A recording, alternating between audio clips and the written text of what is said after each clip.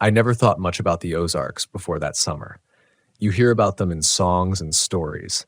Rugged, wild country spread across Missouri and northern Arkansas. Lakes that go on forever. Caverns buried under old forested hills. It sounded like the kind of place RVers escape to when they want to feel something ancient pressing in around them. And maybe that's exactly what we found out there. Something ancient. Something that was never supposed to be found again. It started as a healing trip. My wife Rachel had just finished chemo. We weren't trying to escape the world, we just needed air. Quiet.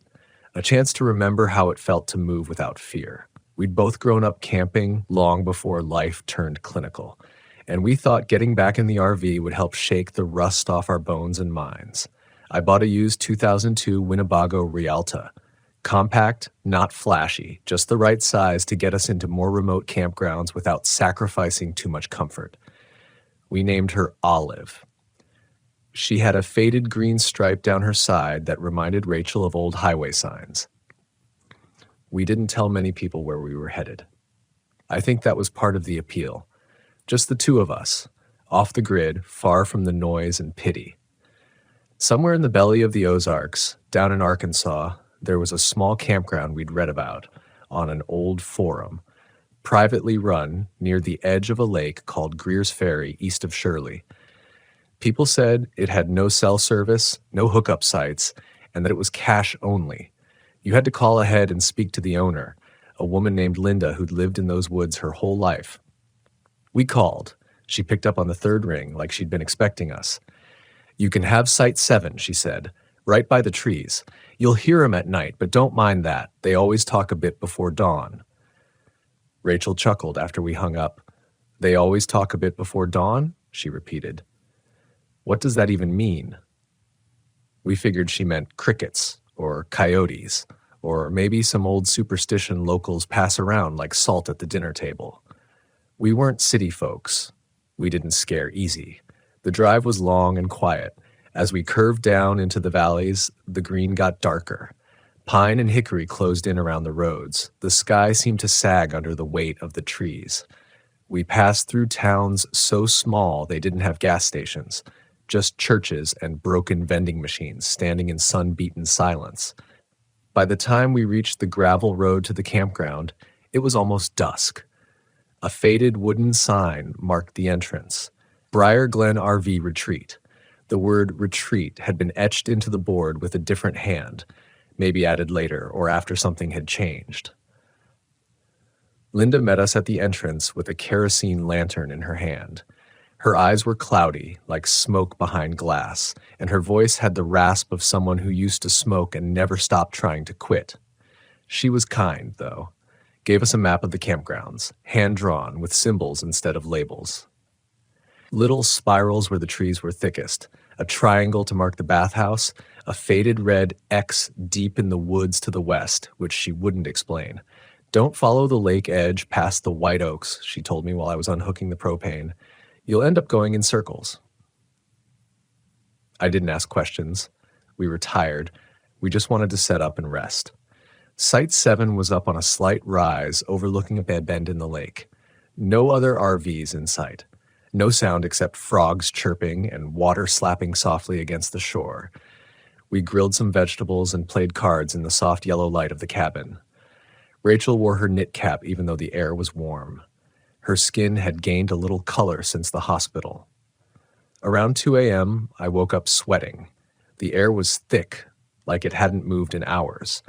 Olive's little fan had stopped turning. I looked out the window and felt off. The lake below shimmered slightly, but it wasn't the moon. There were no clouds, no stars, just this ambient glow, soft and pulsating like something was breathing under the water. Then I heard it, whispering. Not voices, exactly, but a sound that was shaped like speech, like someone speaking just below the range of comprehension. The hair on my neck stood up. I thought maybe it was water sloshing or the wind in the trees, but there was no wind. Not a branch moved. I stepped outside in my boots and boxers, flashlight in hand. The whispering stopped the moment I hit the bottom step. I scanned the tree line. Nothing. But I noticed something strange. There were small, perfectly round stones stacked beside our fire pit. I hadn't seen them when we arrived. They were dry, smooth, placed carefully like someone had built a cairn to mark a trail or a grave. The next morning, I asked Rachel if she'd heard anything. She said, "I had a weird dream. You were standing at the edge of the trees and something was behind you, something tall. I couldn't move." We laughed it off nervously, but that second night the whispering came again, louder, and this time it said my name. Not clearly, not with a voice I recognized, but I heard the shape of it, bent through the wind like someone calling across a canyon. My flashlight flickered as I swung it toward the sound, but again, nothing. Just the stacked stones, only now there were more of them, 3 piles instead of 1, each about a foot tall. I didn't wake Rachel. I didn't want to scare her. But when I turned around to go back inside, I saw something move at the edge of the woods. It wasn't walking. It slid. A tall, thin shape, grayish, not quite solid. My eyes wanted to interpret it as smoke, but it had weight, presence, like it was aware I'd seen it. Then it was gone. The next morning, the bathhouse mirror was shattered. A large rock had been thrown through the window. No other campers were around. In fact, we hadn't seen a single person in the campground since we'd arrived, just Linda, and that was on the first day. Rachel found a small bundle of twigs tied with red thread beside our steps.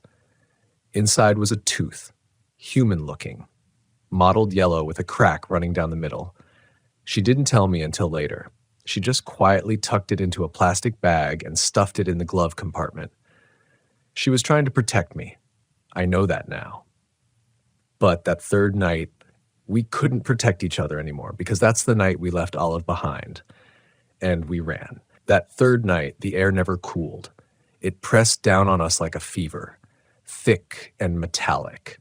I remember the smell before anything else, wet stone and burning bark like a forest after lightning strikes it. Rachel sat upright around midnight, gasping like she'd been drowning in her dreams. She looked at me with this hollow, unfamiliar stare, and for a moment I thought she didn't recognize me. Then we both heard it. Not a whisper this time. A knock. Not on the door. Not on the RV. It came from the ground.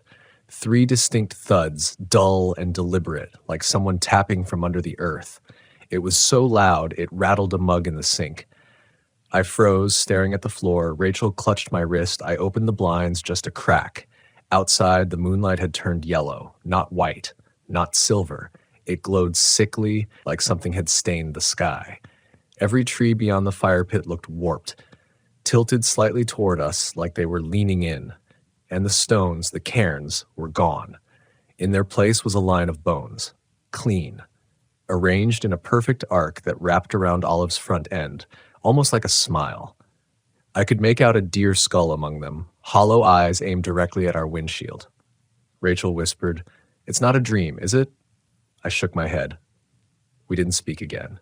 We just started packing, quiet and frantic. I remember unplugging the propane tank, my hands shaking so hard I dropped the wrench twice. The smell of rusted metal filled the air. I didn't even check the side mirrors. We just fired up the engine and started backing out of Site 7, headlights cutting a path through the dense black trees. We didn't make it far.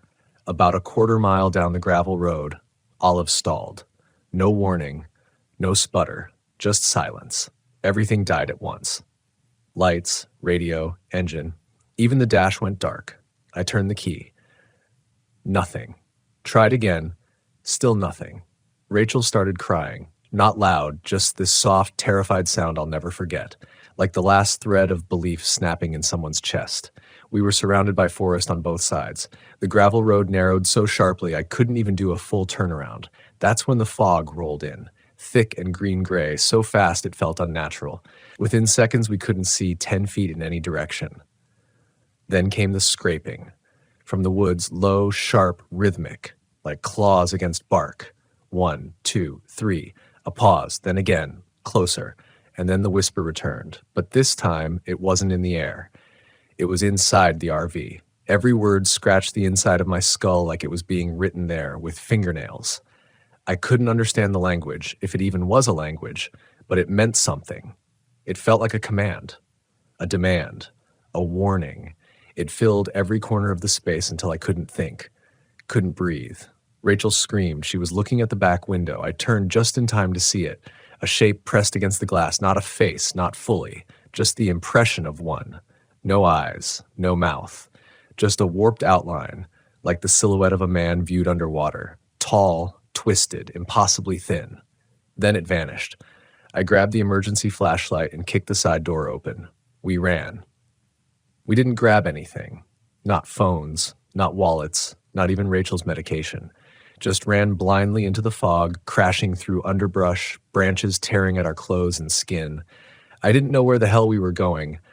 I just knew I needed to put space between us and that campground.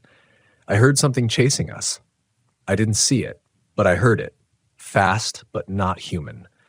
It didn't crash through the woods like we did. It slid, smooth and fast, never breaking a twig or rustling a leaf. Always behind. Always just far enough back that I couldn't see it, but I could feel it. Watching. Hurting us. Eventually, we reached a clearing. An old, rotting picnic table stood in the center, half swallowed by moss. The moonlight broke through here, but it wasn't yellow anymore. It was pale, cold. The air smelled cleaner. The whispering was gone. Rachel collapsed to her knees, sobbing. I dropped beside her, lungs heaving like bellows. That's when I noticed the carving on the table. Burned into the surface were 3 words, etched deep with a knife or branding iron. Leave it behind. That's when it hit me. It didn't want us. It wanted Olive. The RV. That old Rialta was the only thing we'd brought into those woods that didn't belong. The only thing that carried pieces of another world, plastic wiring, tanks of gas, electrical circuits, food from other states, noise, disruption, unnatural. Whatever lived out there, it didn't tolerate intruders, not permanent ones. I looked at Rachel and said, "We're not going back." She nodded, and that's how we left our RV to rot in the Ozarks. By dawn, we found a service road. It looked like it hadn't been driven in years, half grown with grass and low saplings, but it was real, tangible, a way out. We followed it for hours, Rachel limping from a twisted ankle, me half carrying her when the pain got too bad. Neither of us spoke much. We were too scared that speaking might bring it back. That voice in the trees, that scraping in the dark. We finally saw power lines around noon. Then a trailer with rusted siding and a tilted satellite dish. An old man came out with a shotgun tucked under his arm. He didn't raise it, just looked at us like he already knew where we'd come from. "You from Briar Glen?" he asked. I didn't answer, just nodded. He spat into the grass and motioned us up onto the porch. "You made it farther than most." He gave us water. Let us use his radio to call a tow service from the next town over. When I told the dispatcher where the RV had broken down, her voice went tight. "That's near the lake, ain't it?" she said. "We don't send trucks down there anymore, not since 2019. I asked why. She just said, "Too many don't come back." So we left it. Olive was never recovered.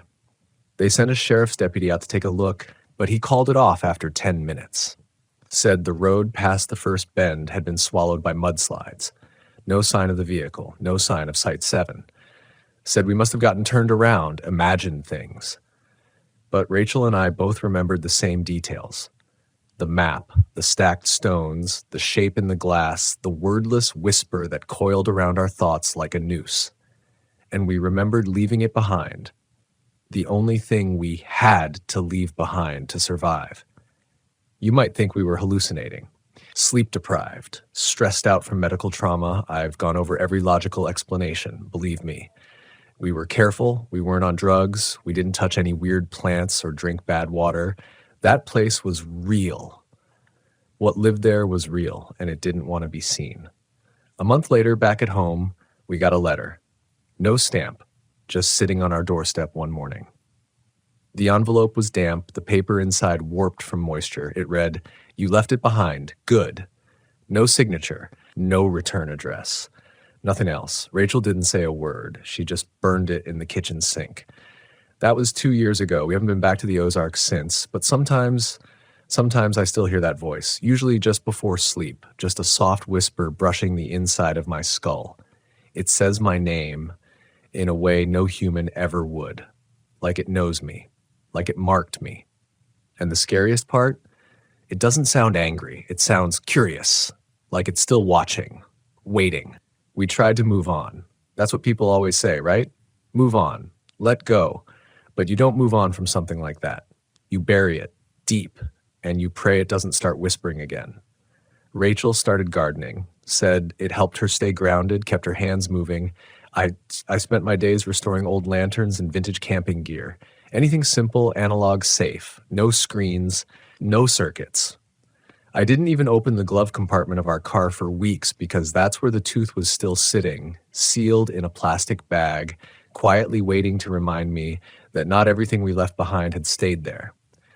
Then, one night that fall, something changed. It was just after the first frost. I'd gone to bed early, but Rachel couldn't sleep. Around midnight, she shook me awake, pale as chalk, whispering one word over and over, "Look." I followed her into the kitchen. The front window was open. We don't leave windows open, ever, especially not in the cold. But it wasn't the draft that made me sit down hard in the nearest chair. It was the small, perfectly round stones lined up on the sill. 4 of them, stacked in 2 little piles, neat, dry, balanced so carefully they should have toppled with the breeze. But they didn't. They didn't even wobble. I went outside with a flashlight, heart pounding so loud I could barely hear the crickets. I searched the yard, the sidewalk, the bushes. Nothing. No footprints.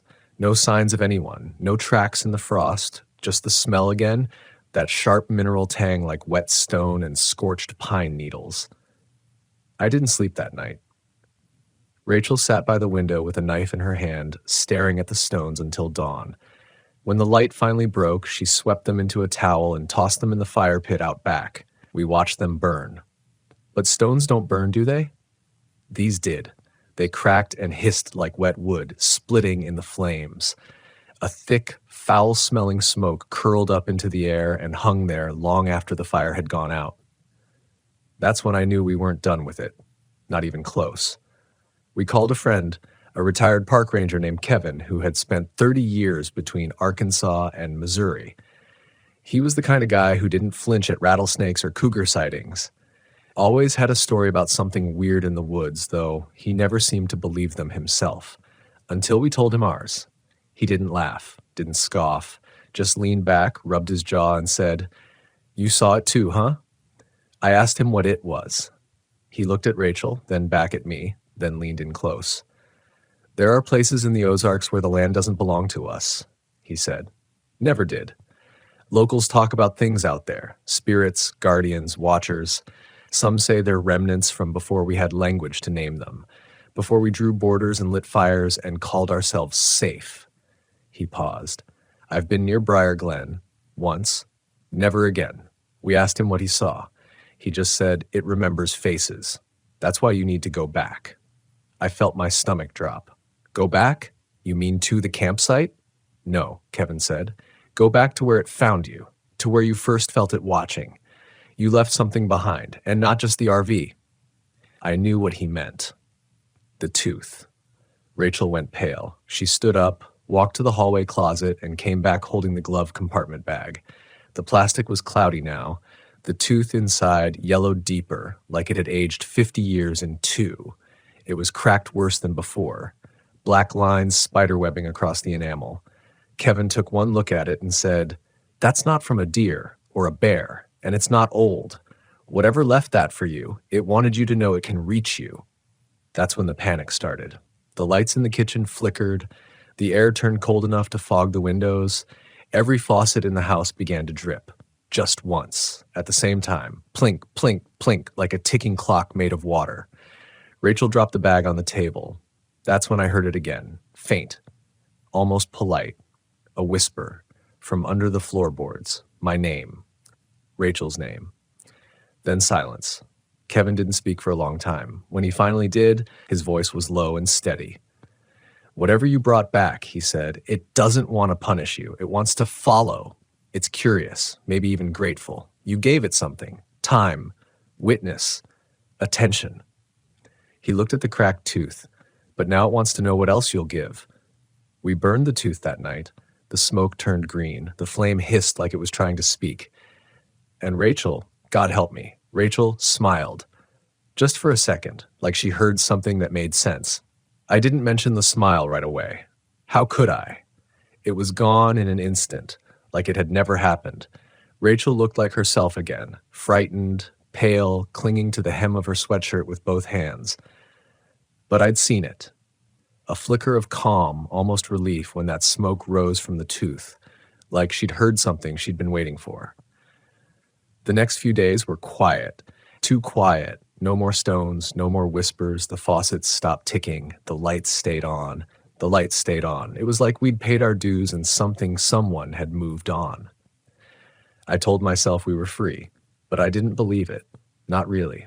Because there was a pressure in the house now, like being watched from just outside your vision. The corners of the rooms felt darker, the hallway longer. Doors creaked at night that had never creaked before. And Rachel?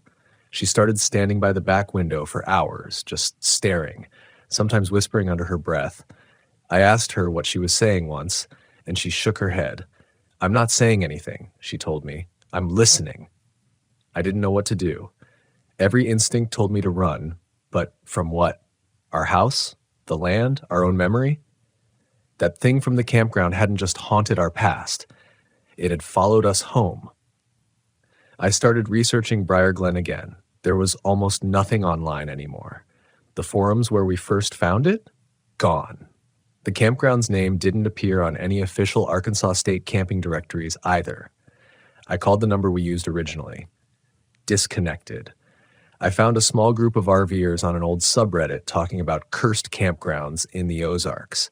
One name kept coming up. Shite 7. People mentioned weird lights, missing time, people who went in but never checked out. One user said they'd found stone piles shaped like rib cages in a dry creek bed. Another talked about a child's voice whispering from inside their camper vents at 2 a.m. But the posts were always removed within hours. Someone didn't want the story told. Kevin called again 3 days later. He didn't bother with pleasantries. It's getting stronger, isn't it? He asked. I didn't say yes.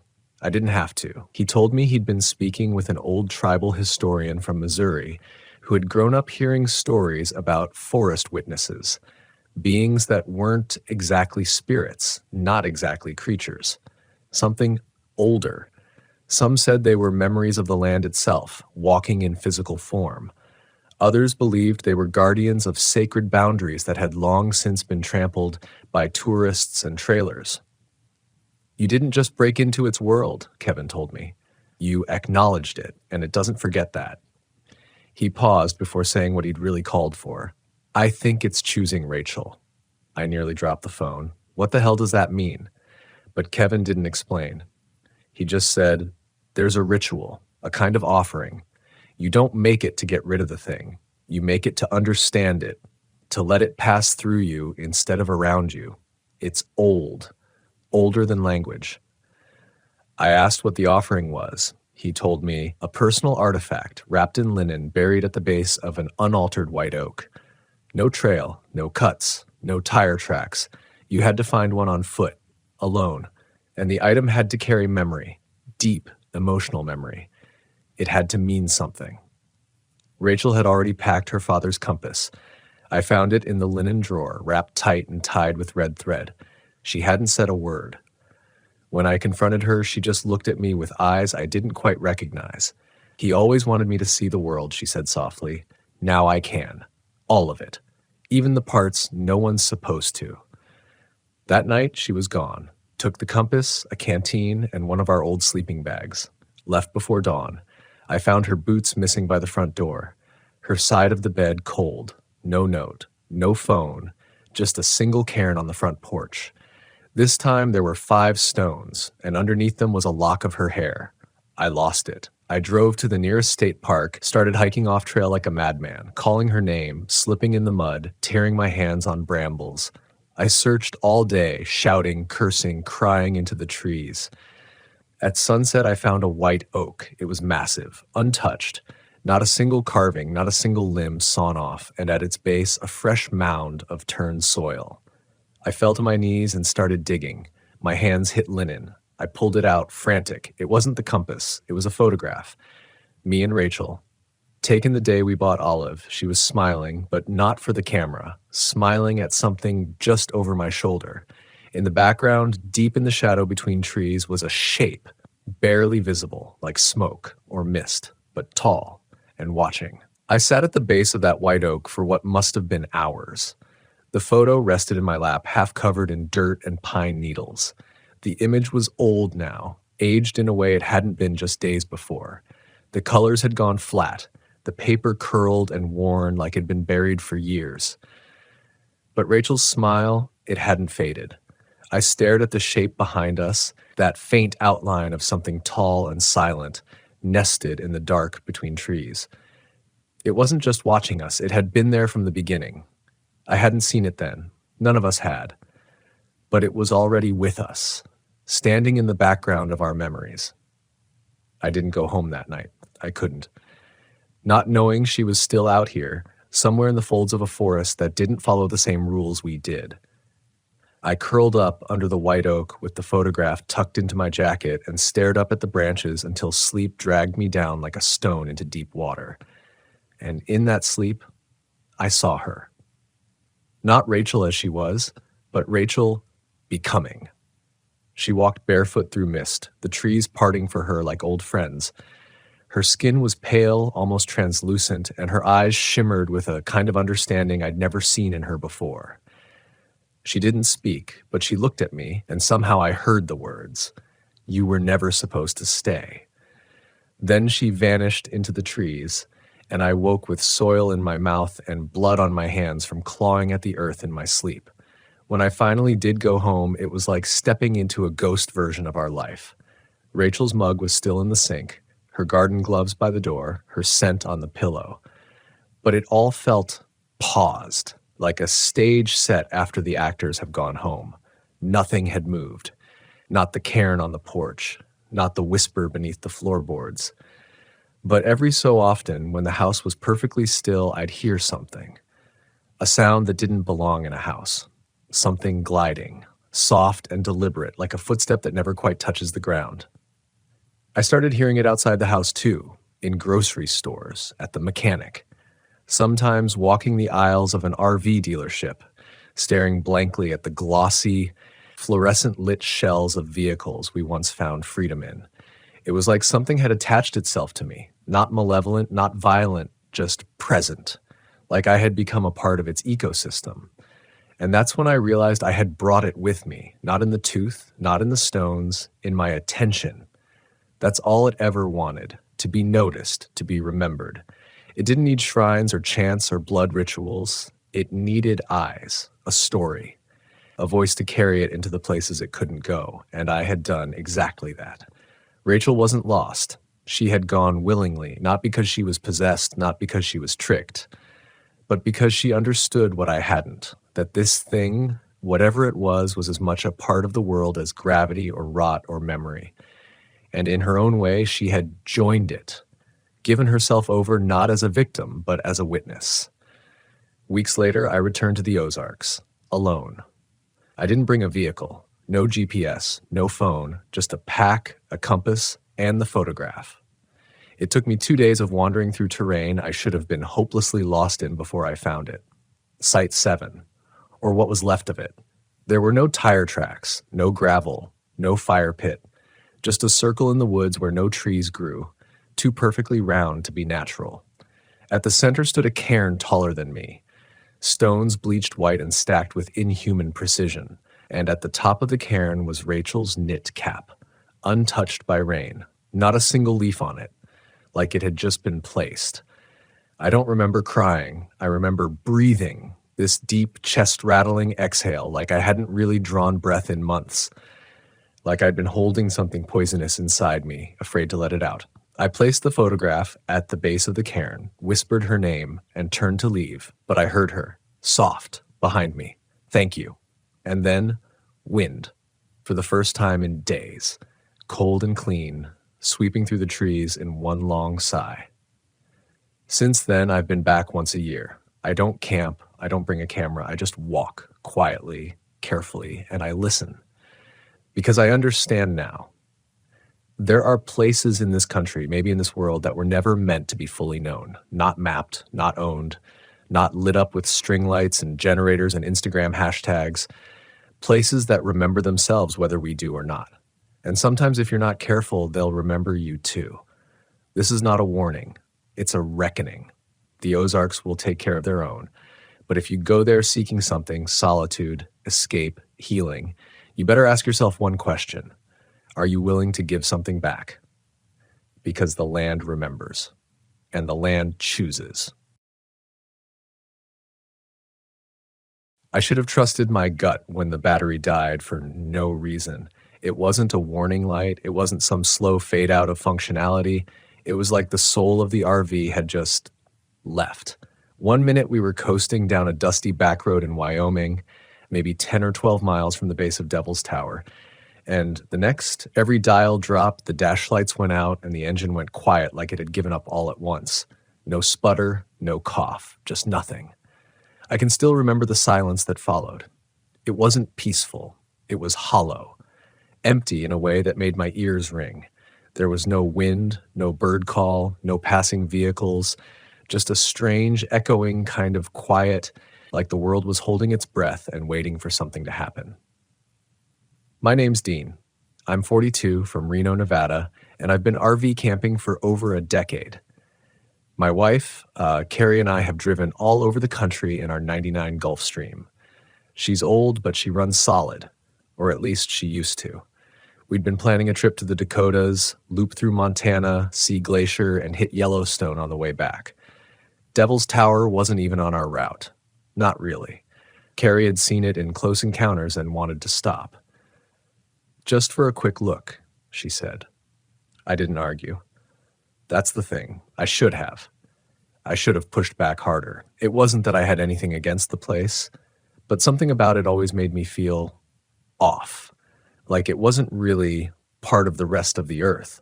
Like it had come from somewhere else and just forced itself into the landscape. Even from 20 miles out, you could see it rising out of the plains. That massive volcanic plug, sheer-sided and smooth, like a monolith punched through the soil by something ancient. I didn't say all that to Carrie. I just said I felt uneasy, and she teased me. She said I was just getting grumpy because we were behind schedule. I laughed it off. I didn't laugh when the engine cut out. I pulled over to the shoulder as best I could with the remaining momentum. The gravel crunched under the tires, and when we stopped, I sat there for a few seconds, hands still on the wheel, just listening. Carrie was quiet. She's not usually quiet when something breaks. She's a worrier. But she didn't say anything. She just stared out the passenger window, eyes locked on the tower in the distance. "Can you check the battery?" she asked after a long minute, not looking at me. "Yeah," I said, and climbed out. It wasn't just the battery. The entire electrical system was dead. Even the emergency flashers wouldn't come on. I tried the ignition again. Nothing. Not even a click. I don't claim to be a master mechanic, but I've handled dead batteries before. This wasn't dead. It was wiped. Like everything had been drained or shorted in a single second. I checked the sky. It was clear. Sunset was an hour away, but already the shadows from the tower stretched long and deep across the land. There's a strange texture to that place in the early evening. Everything feels closer, like the horizon presses in. You'd expect big, wide country to feel open. Not here. Here, the land seems to watch you back. I got back in the RV and explained what I saw. Carrie didn't react much. She kept staring at the tower. "You ever hear about those stories?" she asked, still quiet. "About the light? What light?" She didn't answer for a moment. Then, "Never mind." There's nothing more unsettling than someone saying, "Never mind," right after saying something cryptic about where you're stuck. I climbed into the back and grabbed the emergency radio. It was one of those hand-crank kinds that doesn't rely on batteries. Even it gave me trouble at first, like it didn't want to turn on. When it finally did, all I got was static. Then a sound cut through the static, a high-pitched beep. Not a signal, not a weather report, just beep, like a radar ping, spaced perfectly, repeating unchanging. Not even a station ID. I turned it off. We decided to stay the night. There was nothing else to do. No cell signal, no passing cars, and we didn't feel like hiking 10 miles in the dark to the nearest road. I cooked some instant noodles with the little propane stove and tried to keep things light. Carrie didn't eat much. She stayed near the window, kept looking up toward the tower. It's hard to describe how massive that thing is until you're close. Even at a distance, it dominates your view. The way it rises, straight up, not like a hill, but like something artificial, it doesn't look natural. Not really. You feel it more than see it. I went outside just after sunset to take a leak. The air was cold, way colder than it should have been for early September. I zipped up my hoodie and looked up. That's when I noticed there weren't any stars, not even one. I'm not talking cloud cover. I'm saying it was clear. No mist, no haze. And the sky above us was just dark, pitch black, like someone had pulled a curtain over the world. The edges of the sky near the horizon had stars, but directly above us, nothing. I went back inside, locked the door behind me. It was around 1 a.m. when it started. I wasn't asleep. Carrie had finally laid down in the back, but I was sitting up front, flipping through the emergency manual for the RV, trying to understand what could have caused the failure. That's when I heard it. A low humming sound, far off at first, like distant machinery, not like an engine, more like a resonance. Then the humming grew louder. The air pressure inside the RV changed. My ears popped. I stood, suddenly dizzy. The lights, which had been dead for hours, flickered once, just once. Then darkness again. Carrie called out from the back, "Did you feel that?" I was about to answer when the beam hit.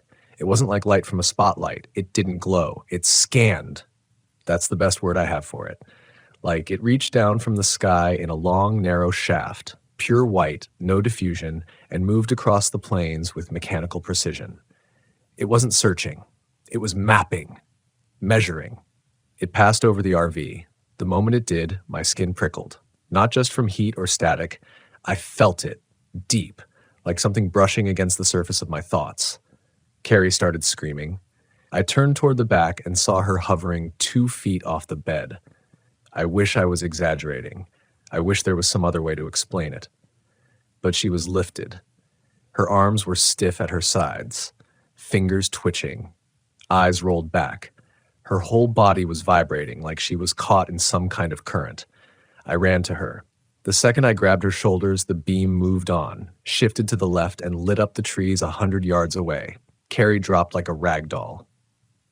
She started sobbing, couldn't speak, just curled into a ball, shaking. I pulled her close and wrapped her in a blanket. Her skin was ice cold. Her lips were turning blue. The light continued its path, smooth, deliberate. Then it vanished. Not faded. Vanished. Silence returned. Total. Crushing. No wind, no insects, not even the sound of the earth moving. I sat there on the floor, holding Carrie, too afraid to move, and I couldn't shake the feeling that whatever that light was, it hadn't just scanned us, it had chosen us. Carrie didn't speak again for almost 2 hours. She just lay there in a shivering heap while I held her, trying to keep us both warm. The heat hadn't come back, and outside the temperature had dropped below freezing. In early September, we were bundled in every blanket we had, but that cold had a strange quality to it. Like it wasn't just temperature. It felt intentional. Like the air was being drained of energy, drained of movement, drained of life. And still, the stars didn't return. I kept looking out the little window above the kitchenette, expecting them to blink back into place.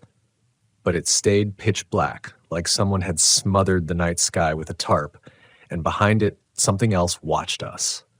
When the sky finally started to change, not brighten exactly, but shift, I noticed it first by the edges, a slow seep of gray on the eastern horizon.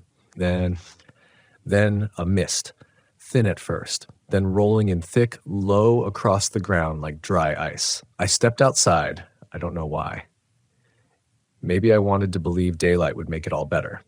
That this was just one of those freak camping experiences people talk about later, laugh over, joke about on podcasts. But as soon as I opened that RV door, I knew we weren't in anything ordinary.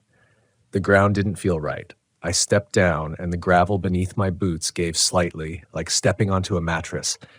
It should have been solid, hard-packed dirt and stone, but it felt almost swollen, saturated, like something had been absorbed into it. The grass near the ditch had wilted and turned a pale bluish gray. All the crickets and cicadas that should have been chirping were gone. It felt like everything had stopped living out there. The mist hugged the earth like a second skin, not swirling, not drifting, just laying there. I walked maybe 20 yards from the RV, heart pounding, eyes locked on the tower in the distance. I couldn't see it anymore. Not through the fog, but I could feel it. You don't realize how much presence that formation has until you can't see it anymore and still know exactly where it is. I swear it was closer. I know how crazy that sounds, but my internal sense of it, the weight of it, the draw of it, had changed, like a magnet on the edge of your awareness, like it had shifted just a little bit forward during the night, like it had moved. I turned back toward the RV, but something made me stop. A smell. It wasn't strong, just subtle enough to unsettle, like ozone and burned hair and iron, like the air after lightning but deeper, more organic. It was everywhere. I held my breath, trying not to inhale it, and backed up. When I stepped inside the RV again, Carrie was sitting upright in the bed, wide-eyed. Her hands trembled in her lap. "Something's in the fog," she whispered. I looked at her and tried to stay calm. "What do you mean?" She didn't blink. "I heard them when you went outside." "Voices?" She nodded. No words, just tones, like talking, but wrong, too fast, too sharp, and something was brushing against the walls, like it was circling. My skin broke out in goosebumps. I looked out the window again. The fog pressed up against the glass like it had shape, density, not smoke, not vapor, more like fabric, like something hanging over the world. That's when I noticed the footprints, just barely, along the edge of the RV in the soft dirt near the back tire. They weren't shoe prints. They were narrow, deep, with 3 long grooves like claws dragging behind each step. They ran in a full circle around us, close. Whatever had walked there had come up to the vehicle, touched it. We needed to leave. Now. I went back to the driver's seat and tried the ignition again. To my shock, the panel lit up. Not fully, not like normal, but the dash flickered faintly to life. I turned the key. The engine groaned, coughed, died. I tried again, another flicker, and then the radio blared without warning. A static howl burst from the speakers, followed by that same slow beep, beep from the night before. Then it cut to a voice, not English, not anything I recognized, just a garbled, layered language that sounded like it had been recorded backward and played through a rusted tape deck. Carrie screamed, her hands clamped over her ears. I shut the engine off. The radio died with it, and I just sat there, afraid to move, afraid to even breathe too loudly. That's when we saw it. A shape just beyond the mist, too tall to be a person, maybe 9-10 feet. Thin. Not gaunt, just long. Every limb stretched just slightly too far. It didn't move at first. It just stood there, silhouetted by the weak morning light bleeding through the fog, and then it twitched. It didn't walk. It glided across the field, toward us. I didn't think. I ran to the back, grabbed Carrie's hand, and dragged her to the door. I had one thought: run to the road. I didn't know if someone would come by, but I knew staying here was worse than taking our chances. We hit the gravel fast. Our boots crunched over the weird, spongy dirt as we pushed through the fog. Behind us, the RV groaned. A long metallic shriek echoed. Not like metal bending, but like the entire frame of the vehicle being crushed slowly. Carrie didn't either. The road was maybe a quarter mile away. We made it to the barbed wire fence and scrambled over. Carrie cut her palm. Blood dripped into the dirt. I turned to help her, and that's when the light came back. But this time, it wasn't a beam, it was a circle. A dome of pale, quivering white light that erupted over the RV like a shield. It rose 50 feet into the air and then collapsed inward, swallowing the vehicle whole. A concussive pop followed, not a boom, not an explosion. More like the air had been snapped shut. The RV was gone, just gone. Not wreckage, not fire, gone. We collapsed by the road, panting, staring at the place where it had stood. There was a perfect black circle scorched into the dirt where the RV had been. No other marks, no signs of the tires, no ash, just that circle. And just then, only then, did the stars come back, as if whatever had happened was finally finished with us, as if it had taken what it came for. The blackened circle in the dirt didn't steam, didn't smoke. It just stayed, like a wound the land wasn't allowed to close. Carrie and I sat on the edge of the road, shaking, our backs to the empty field. I remember pressing my hand against the ground to try to calm myself, and the dirt was warm, unnaturally warm, as if it had been exposed to a furnace no one could see. We didn't talk, not at first. There was nothing to say. My brain kept searching for explanations.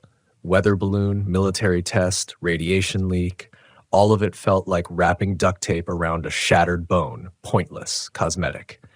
Deep down, I knew we'd crossed a boundary, stumbled into something meant to stay hidden, and it had seen us. Eventually, a rancher found us, just after noon.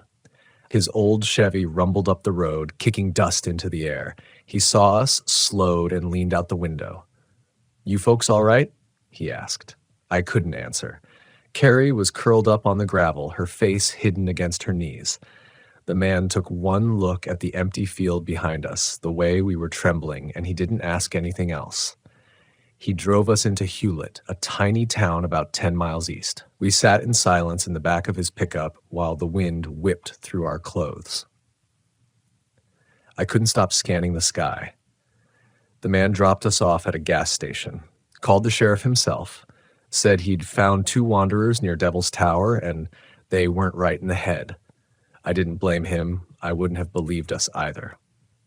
The sheriff arrived 20 minutes later, gray hair, tan uniform, polite smile, but there was something guarded in his eyes the second he heard where we'd been. "You said your vehicle disappeared?" he asked carefully. I nodded. "We camped just off the gravel stretch near the Eastern Flats, right before the road splits." He hesitated, looked down, jotted something on a notepad. "You folks go off-road?" "No," I said. "The RV just died. We pulled off." He stared at me a little too long. Then he said, "You know how many calls I get about Devil's Tower?" I didn't respond. He leaned in a little closer. "0. You know why?" I shook my head. "Because people don't call," he said. "Not after. They either disappear or pretend nothing happened. But you folks, you stayed put. That's rare." That's when I realized something. He wasn't skeptical. He knew. He just didn't want it written down. He didn't take a formal statement, didn't ask for a drawn map, just offered to drive us to a motel and said he'd look into it. He didn't write anything down after that. I asked if he'd had any similar reports. He paused, then said, "Sometimes cattle go missing." That was all. The motel was a 1950s holdover, sun-bleached and sagging, run by a woman named Dell, who didn't blink when she saw Carrie's bandaged hand or the dried blood on her jeans. She just handed over a key and said, "Room 4. Clean towels are already in there." We didn't sleep that night either. Carrie finally spoke sometime after midnight. Her voice was raw, like she hadn't used it in days. "I think it marked us." I turned over in the motel bed. "What do you mean?" She stared at the ceiling. "I think it knew I was afraid. And it liked it." I didn't know how to respond. My instinct was to soothe her, to push back, to say it wasn't true, but I couldn't lie to her anymore. Not after what we'd seen. I said nothing, just reached out and held her hand. She flinched. Later, after I'd dozed off, I woke to the sound of her whispering. Not to me, to something else. I sat up. "Carrie?" She didn't move. Her lips were moving, eyes open, staring at the curtain-covered window. Her voice was soft, rhythmic, like she was reciting something she didn't understand. I touched her shoulder and she snapped awake, gasping. For a moment, she didn't recognize me. The next morning, we left. Didn't even wait for the complimentary breakfast. Caught a Greyhound out of Gillette and rode it all the way to Denver. I didn't look back. You think that's where the story ends, but it's not. Because the next week, Carrie disappeared. She got up in the middle of the night, no coat, no shoes, and walked out the front door. I was out cold, exhausted, thinking we were safe. The cameras caught her walking calmly down the driveway into the dark. We live outside Loveland, Colorado, rural but not empty. I searched all morning. Police searched. Bloodhounds, drones, the whole deal. They found nothing, not a single track, no scent, no signs of a struggle. The only thing left behind was the smell, that same faint trace of ozone, iron, and burning hair that lingered around the RV. That was 5 months ago. I've been alone ever since. I started sleeping with the lights on, windows covered, doors locked with chains I installed myself, and every night around 3:30, I hear the hum again. It doesn't come from inside the house, it comes from above it. That same low-frequency resonance, like the air outside is vibrating. Sometimes I go outside with a flashlight, I scan the sky, I tell myself I'm not afraid. But I am, because the stars above my house don't twinkle anymore, they just watch. One night I left a voice recorder running on the roof, just to be sure. I couldn't fall asleep anyway. The next morning I played it back. The hum was there. It started at exactly 3:33 a.m. and continued for 4 minutes and 44 seconds. But at the end, just before the recorder died, there was a sound, a voice, whispered, too fast, too quiet, slowed it down by 50%. I wish I hadn't, because when I slowed it down, the words were in English, clear, precise. It said, "She came willingly, you will too." I threw the recorder into the river the next day, but it didn't matter, because the next time I looked in the mirror, really looked, I saw something behind my eyes, a shimmer, a glow I didn't recognize. And some nights when I close them, I see the tower, closer than it should be, like it's waiting for me to return, like it never let me leave. You want to know why I'm telling you all this?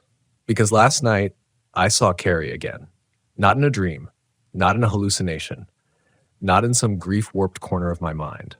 She was standing in my driveway, right outside the garage door, barefoot, wearing the same torn flannel and jeans she disappeared in. But something was wrong. Her posture was too straight. Her arms hung stiff at her sides. She didn't blink, she didn't breathe. She just stared through the front window, face blank, eyes glassy like lake water before a storm. I turned on every light in the house, locked all 3 deadbolts, called the police. While I was waiting for them to pick up, she turned and walked into the woods at the edge of the property, the same woods that lead to nothing for miles. By the time the cruiser arrived, there were no footprints, not even in the soft dirt. The deputy gave me a long look when I told him what I saw, not disbelief, just that same quiet resignation I'd seen on the sheriff's face in Wyoming. "If she comes back," he said, "you call this number directly. Don't wait." He didn't ask what happened to us. He already knew. So now I live my life waiting. Every night, I sit in the kitchen listening to the hum. I keep a packed bag by the door. I've stopped using my phone. It makes a high-pitched tone sometimes when the light returns, like a warning only it understands. I've seen the sky flicker. Not the whole sky, just a section of it, like a curtain rippling in a wind I can't feel. I've watched birds avoid the airspace above my house. They fly around it, like there's something hovering there, cloaked, watching. And I don't sleep anymore. Not really, because when I do, I dream of a corridor, black walls, curved, seamless, alive, and I'm floating through it. I don't have a body in the dream, just awareness. I hear a pulse, slow, rhythmic, like a heart that isn't mine. And at the end of that corridor, there's a shape, a silhouette I recognize even though I've never seen it clearly. It has too many joints, no face, just a long, smooth head and arms that stretch too far. Every time I reach it, I wake up. And every time I wake up, something has changed. A light left on that I never turned on, a clock reset, a door unlocked. Once, the back gate was swinging open, a gate I padlocked every night. I started putting flour on the floor. One morning, there were 3 lines through it, narrow, dragging trails like claws. And there's one more thing I haven't told anyone. I've started speaking in my sleep. I didn't know until I recorded myself again, against my better judgment. I needed to know. It's not English, not at first, but when I slow it down, it matches the voice on the first recording, the one that whispered, "She came willingly, You will too. Only now it says something else. Return to the tower. We are not finished. I've tried to resist. I've tried to erase every trace of that place from my life. Maps, photos, journals. But even when I close my eyes, I see it. That impossible stone rising from the plains like a spike from the earth's heart. I don't know what it is. I don't know what they are. But I know they're not done with me. I've read the stories, the ones that get buried, the missing time, the cattle mutilations, the flickering lights, people vanishing off trails just feet from their campsites. All those strange symbols carved into the tower's base that geologists say are just natural erosion. All those local reports from native tribes that call it sacred or forbidden. I believe them now. They were trying to warn us. You don't camp near Devil's Tower, you don't stay after dark, and you sure as hell don't sleep inside a metal box with open windows and nowhere to run. Because if you do, something not of this world might notice you. And once it does, it never forgets. I'm telling you all this not for sympathy, not even for belief. I don't care if you believe me. I'm telling you so maybe someone else won't make the same mistake. The world isn't just what we can touch and measure. There are seams in it, tears, thin places, and Devil's Tower, that isn't just a mountain, it's a gate. One that doesn't swing open and shut, one that breathes. And once you stand near it long enough, once your blood brushes against the earth there, it remembers you. I don't know how much longer I can hold out. I don't know if I've already gone too far, but if I disappear tomorrow, if I walk barefoot into the woods with that blank look on my face, if I'm found miles from here in a burned circle of earth with no memory and eyes that don't blink, you'll know why. You'll know what found me. You'll know what waited. So if you're out there planning your big RV trip across the American wilderness, if you're drawing a red line across your maps, highlighting national parks, state forests, and all the places you've always dreamed of going, do yourself one favor. When you reach Wyoming, don't go near the tower, not even for a photo, not even to look, because once it sees you, you don't come back the same. And if you camp near it, you may not come back at all. It started with a silence that felt too intentional to be natural, like something in the trees had decided it didn't want to be heard. I've been Volkswagen camping for most of my adult life, in every corner of the United States, from the desert stretches of New Mexico to the pine-thick mountains of Washington. There's something honest about the road when you're riding in a VW bus. You feel every mile, every gust of wind through the paneling, and you don't just pass through a place, you let it shape you. My name's Darren. I'm 42, grew up in Flagstaff, Arizona, but I've spent most of the last 15 years rolling from one campground to the next in old 76 Westphalia named Luma. There's a rhythm to it, a ritual. Wake early, coffee on the butane stove, check the oil, let the sun decide what direction you're headed. Most days, it's peace. Most nights, it's stillness. But there are places, isolated, sprawling places, where that stillness starts to feel like a trap. I'd spent that week meandering through Utah and Colorado, letting the summer bleed into early fall. No plans, just movement. And by the time I crossed into Wyoming, I figured it was time to see Grand Teton again. I remembered it as quiet. I remembered the open sky. And I remembered a ranger telling me once, years ago, "You listen closely at night out here. You'll hear more in what isn't there." It didn't mean much to me at the time. Now, I wonder if it was a warning. That afternoon, I pulled into a secluded camping spot about 15 miles from Jenny Lake. It was a first-come, first-served area, unmarked, deep in the Bridger-Teton forest, a place you only find if you've already been, or if you get real lucky, or unlucky. I was the only one there.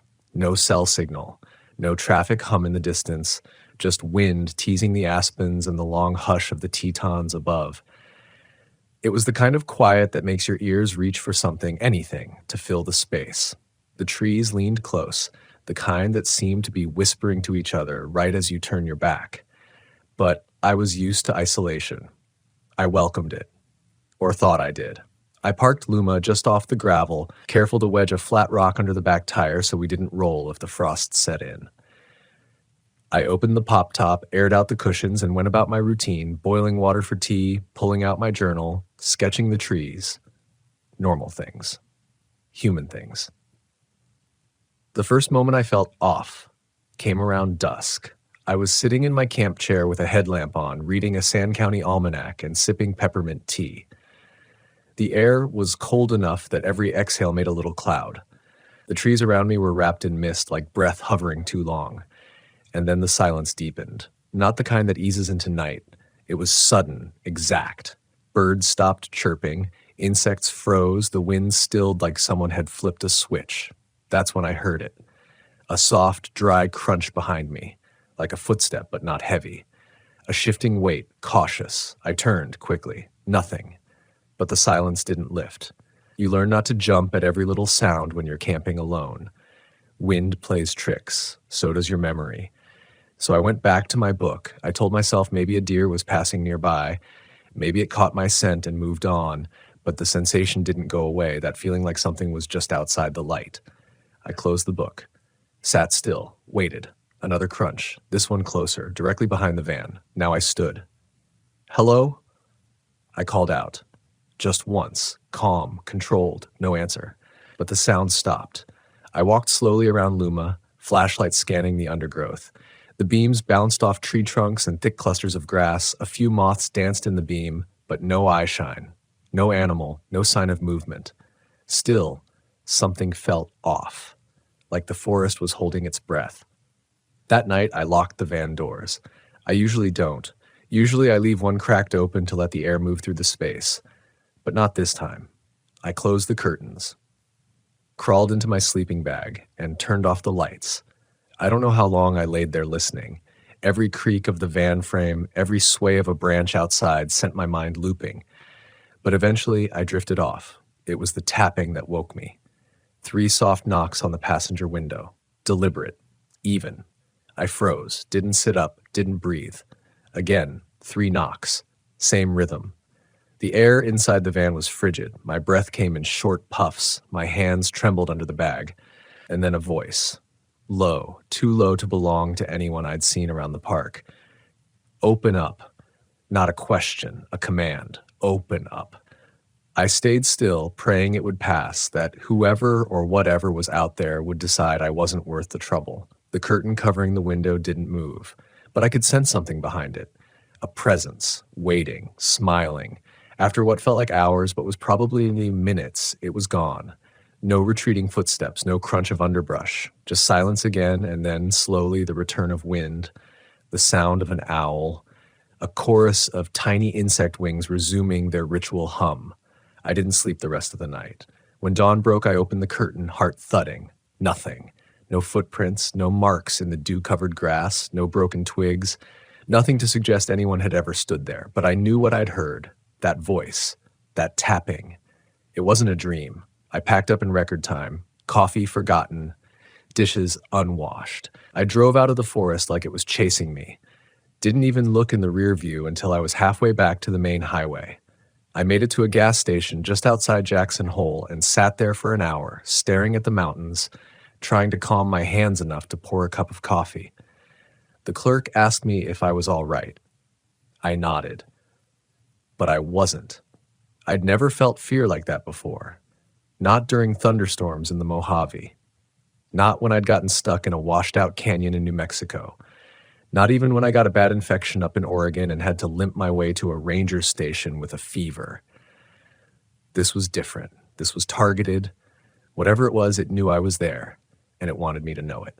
I left Grand Teton behind like a man outrunning a memory. But even miles down the road, something of that voice clung to me, like the aftertaste of metal on the back of your tongue. It wasn't just the words. It was the way it had spoken, controlled. Like it knew I wouldn't open the door, but wanted me to consider it anyway. And that consideration haunted me. I told myself it was stress.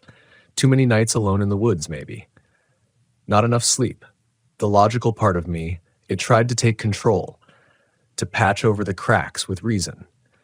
Maybe it had been a person, some lost hiker looking for help. Maybe they knocked, realized I was asleep, and wandered off before I answered.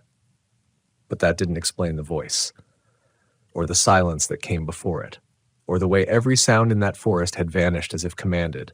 That week, I stuck to main roads, camped in state-run grounds, surrounded by other travelers, families, RVs with glow-in-the-dark stakes and barking dogs. It wasn't my usual pace, but I needed to feel human again. Then I got a text from my friend Lily. Lily and I go way back. We met on a trail crew in California when I was 28. She was all boots and dirt and sarcasm, the kind of person who'd hike 30 miles with a busted ankle just to avoid asking for help. We stayed in touch over the years, always sharing locations, trail updates, and weird stories from the road. Her message was short, just a pin on the map and 3 words: "You need to come." The pin dropped somewhere deep in Northern California, near Lassen Volcanic National Park. I hadn't been back to Lassen since 2012 after a wildfire closed off most of the park for weeks. My gut clenched when I saw the spot.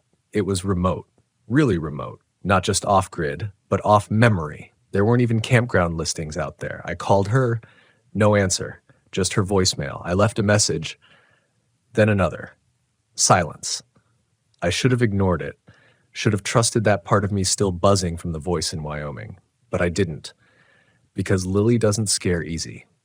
If she said you need to come, she meant it. So I turned Luma west and made my way down through Idaho, watching the terrain shift around me.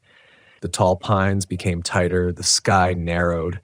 There's a strange kind of gravity in that part of California. The roads don't just take you somewhere, they pull.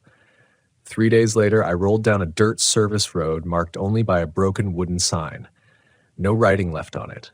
Just a faded Forest Service emblem and a rusted nail barely holding the top in place. The road was hell. Washed out in sections, potholes big enough to rattle your teeth loose. It wasn't meant for a VW. But I kept going, and eventually it opened up into a clearing. That's when I saw her van, an old Sprinter with the left taillight duct taped and her signature sticker on the rear window, wander slow, leave quiet. But the van was dark, no one inside. I parked next to her and stepped out. The air smelled strange, like pine needles, sure, but also something else underneath. Metallic, damp, like wet copper coins. "Lily?" I called. No answer. I walked around her van. The driver's side door was unlocked. That wasn't like her. She always locked it. Always. I opened it slowly, expecting to find her napping in the back or reading a book.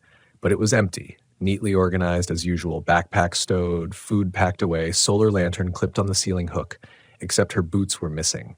She never left camp without them. Now my pulse was rising. I took out my phone, still no signal, not even one bar. I stood in the clearing, scanning the tree line. The forest here was dense, not just thick with trees, but layered ferns, moss so tall it pressed against your hips. No trail in sight. I cupped my hands and shouted her name. Nothing. And then something moved. Just beyond the edge of the clearing. Not a person. A shadow. Tall. Narrow. It didn't walk. It leaned. I blinked and it was gone. I backed toward my van, fumbling for the keys in my pocket, but something stopped me. A sound. It was faint at first, like wind through tight branches, but it wasn't wind. It had rhythm. Whispering. Low, too low to understand, like it was coming from underground. But I felt it, not in my ears, in my chest. Darren, a whisper. My name, from the forest. I froze. My feet sunk an inch into the soil, the air pressed down like a weight. Darren. Louder this time. Closer. My eyes darted to the forest's edge. Nothing. I backed toward Luma, heart hammering. Then I saw something nailed to a tree. It was small, maybe 5 inches across. Bleached gray wood, circular, looked like an old tag or medallion. But it had something carved into it. A spiral. Interlocked loops. The symbol hit me like a gut punch, because I'd seen it before. Years ago in Colorado, burned into a dead tree outside a campsite where a woman had vanished without a trace. Locals had called it the signal. Just a superstition, they said. Something to keep kids from wandering too far, but it always stuck with me. And now here it was again. I turned and sprinted back to Luma, slammed the door, locked it, started the engine. And just as I threw it into reverse, something ran past the passenger window. I only saw it for a flash, a blur of pale limbs and something like hair dragging across its back. But it moved fast, too fast, and low, like it crawled on all fours but didn't belong to any animal I'd ever seen. I backed out fast, tires slipping on the soft dirt. My bumper clipped a log and the van lurched. But I didn't stop, didn't care. I just drove. Down the service road, back toward the last paved highway. I didn't look in the mirrors, not once. I couldn't. My whole body was locked tight with something deeper than fear, something closer to knowledge. That thing, whatever it was, it had been waiting. And Lily, I still don't know what happened to her. The next morning, I called the local rangers, told them I found an abandoned van. They asked for the location. I gave it. They said they'd send someone. A week later, I called again. They said they never found it. They said there were no roads where I described, but I was there. I saw her van. I saw that symbol, and I heard my name in the trees. I should have gone home after that. Parked the van in a friend's driveway in Tucson, let the dust settle, pretended none of it happened. But that's not what I did, because something had shifted in me after Lassen. It wasn't just about fear anymore. It was recognition, a pattern, a shape starting to form behind all the weirdness I'd been trying to write off for years. And if I'm being honest, I think part of me needed to know it wasn't just in my head. I needed proof of Lily, of what I saw, of what I felt whispering through the trees. So I did what I always do when the road no longer feels random. I followed instinct. It led me to Arkansas. Now, if you'd asked me 2 years ago what I thought about the Ozarks, I'd have told you it was one of the most beautiful, peaceful regions in the South. Thick forests, gentle streams. Rolling hills that seem to fold into each other like a prayer. But peace has layers, and some of those layers are hiding things. I'd heard whispers over the years from other van lifers, rumors of lost campgrounds out in the Ozark National Forest, places that don't show up on maps, with roads that disappear behind you once you drive them. Most people laughed it off as local myth, the kind of tale that gets passed around a campfire after one too many beers. But one name kept surfacing again and again. Beaver Hollow. There was no GPS coordinate. No real directions, just stories. A hidden site, abandoned sometime in the 80s after a rash of disappearances.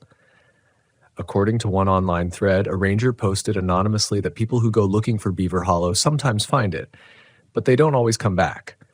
Or if they do, they aren't the same, which naturally made me want to find it even more. I spent 2 days in the Ozarks asking locals.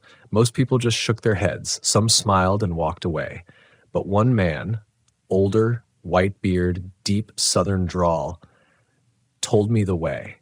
"You ain't gonna see a sign," he said, leaning over my van's window like we were conspirators. "You'll feel it before you find it. Keep an eye out for a hickory tree with a split trunk. Looks like a wishbone. About a mile past that, take the gravel road that don't look like a road." Cryptic, but clear enough. The next day, I followed his directions through winding forest roads, the kind that disappear into green tunnels where sunlight filters like church light through stained leaves. I found the wishbone tree. It looked like it had been struck by lightning and left standing, split straight up the center. And just beyond that, I found the road that don't look like a road. It was more like two deep ruts through high grass. Luma bounced and growled as I eased her down it, the forest growing tighter with each bend. Eventually, it opened up to a clearing. At first glance, there was nothing sinister about it. Just a few weather-beaten picnic tables, a crumbling fire ring, and the remains of an old outhouse leaning at a bad angle. A wooden sign lay in pieces near a pile of moss-covered rocks. One of the boards still had the faint trace of a letter, maybe a B. This had to be it. Beaver Hollow. I parked the van and stepped out. The air was heavy, still. Not quiet like Grand Teton had been, no sudden vanishing of sound, but thick, like breathing through wool. The birds still sang, but off-key, off-rhythm. Their calls didn't match the time of day, and it smelled strange, like old stone and water that hadn't moved in years. I walked the perimeter, boots crunching over damp leaves and patches of lichen. There were no fresh tire tracks, no footprints, nothing to suggest anyone had camped there in years. But I couldn't shake the feeling that I was being watched, not from a distance, from beneath. It felt like the earth itself had eyes. I stayed close to the van that evening, cooking on the portable stove and scribbling in my journal. I didn't plan to spend the night. I had told myself I'd just scout it, maybe shoot a few photos and leave before dusk. But then I found the cabin. It was behind a wall of brambles, so overgrown I wouldn't have noticed it if the light hadn't caught on a fragment of broken window. Small. One room, maybe two. The kind of structure you'd mistake for a shed if you weren't looking closely. The door was barely hanging on. I pushed it open. Inside, it smelled like rot and dust. A single cot frame lay collapsed in the corner. Rusted tools hung on the wall, and scrawled across the far panel, etched in jagged lines, were 3 words: "The ground breathes." I stepped back, felt the floorboards shift under me, not from weight, from pulse, like something alive was waiting beneath it. That's when the temperature dropped. Fast. The kind of drop that makes your ears ring and your breath come out in clouds. But the sun was still up.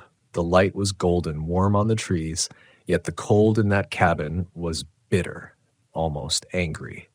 I didn't stay. I bolted out, stumbled through the brambles, and nearly tripped getting back to the clearing. And that's when I saw them.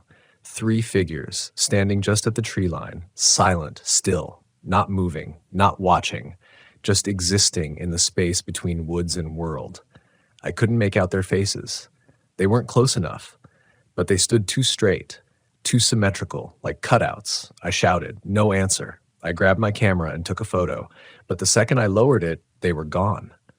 I checked the picture, just trees, but I know what I saw.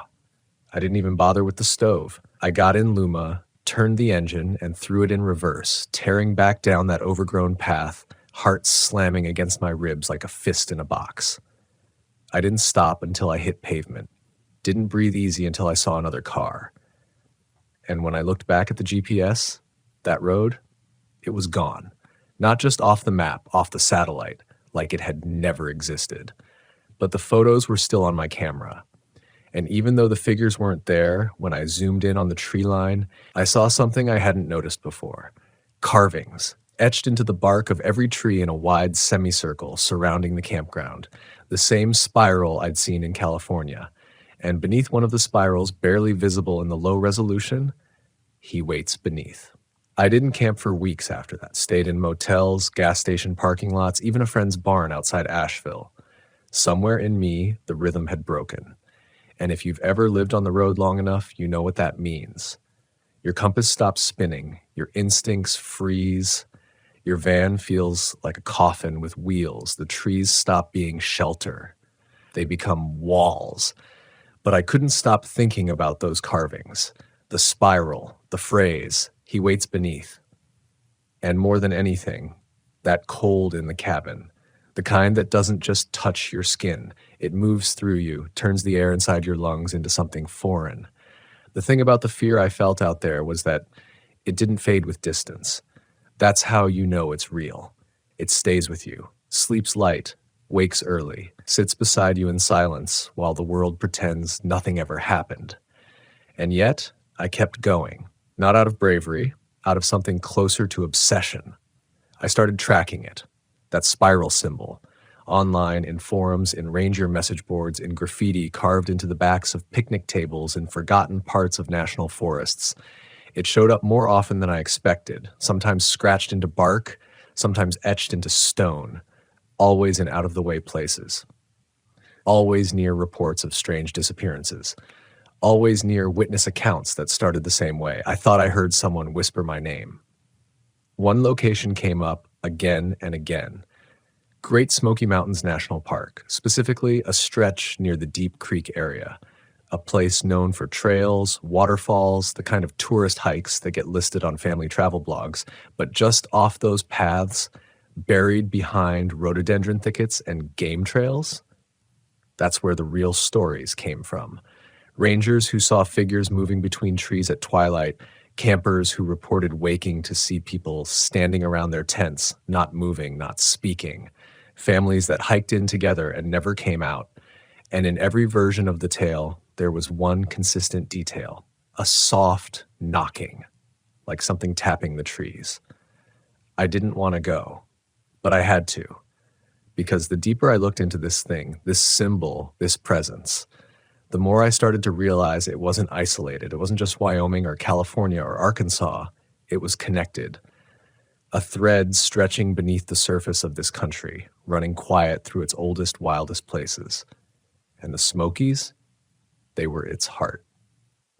I arrived just before dusk on a Tuesday. The campgrounds were half full, families roasting hot dogs, a few retirees with satellite dishes attached to their rigs, a couple of Appalachian trail hikers refueling before heading north. I picked a spot near the creek, close enough to feel part of the world, but far enough to keep eyes off my van. I didn't want attention. That first night passed quietly. No knocks, no whispers, just the rushing of the water and the occasional hoot of an owl. I almost let myself believe it would stay that way. The second night, things changed. It started around 2 a.m. I woke suddenly. No sound, no movement, just a feeling, like someone had cracked the air open around me. I sat up in the van, listened, nothing but water, and then one knock, soft, on the back hatch, just one. I didn't move. My breath caught in my throat, the kind of stillness where your body turns to stone, hoping to vanish. Then another knock, higher up this time, like it had shifted, like it was searching for the right spot. I reached for my flashlight, didn't turn it on yet. Then the knocks changed, not harder, but quicker, a rhythm, like code. Tap, tap, tap, tap, tap. And then, as quickly as they'd come, they stopped. Silence pressed in from every side. And through the quiet, a whisper as soft as breath through fabric. Let us in. Not me. Us. I turned the flashlight on and flicked open the curtains. Nothing. No footprints. No movement. But there was something on the glass. A handprint. Small. Delicate. But wrong. The fingers were too long. The palm too narrow. Like a child's hand drawn by someone who'd never seen one before. I left the site at dawn. Drove deeper into the park until the tourists thinned out. Until the road narrowed and the forest swallowed up the signs. I found a spot near an old unmaintained trail. No name, no markers, just a worn groove in the underbrush. I hiked it. Something was pulling me now. Not fear, not logic. Curiosity soaked in dread. The trail was barely there. Roots twisted up like ribs from the dirt. Trees leaned close, branches arching overhead like cathedral beams. I hiked for over an hour. No sounds but my own steps and the occasional rustle of leaves. And then I heard it, the knocking. But not on wood this time. On stone. Tap, tap, pause. Tap, tap. I froze, turned, nothing. But the sound came again. This time from the left. Surrounding me, I stepped forward. And that's when I saw the structure, half buried in the brush, choked in vines, a circular pit of stone back no wider than 10 feet. Maybe a well, maybe something older.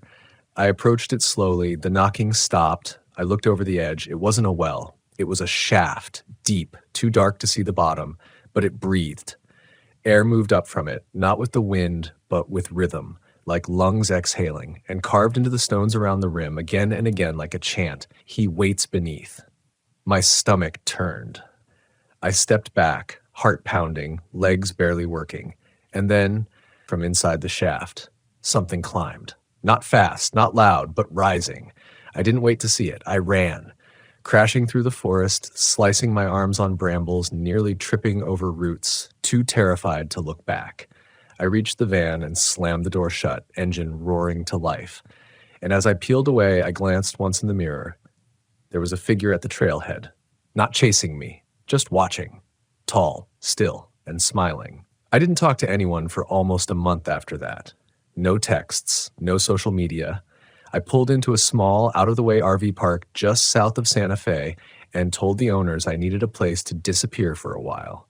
Paid them cash, didn't tell them my name, they didn't ask. I parked Luma in the furthest corner of the property, shaded under cottonwoods, where the Wi-Fi barely reached, and the cell service didn't matter.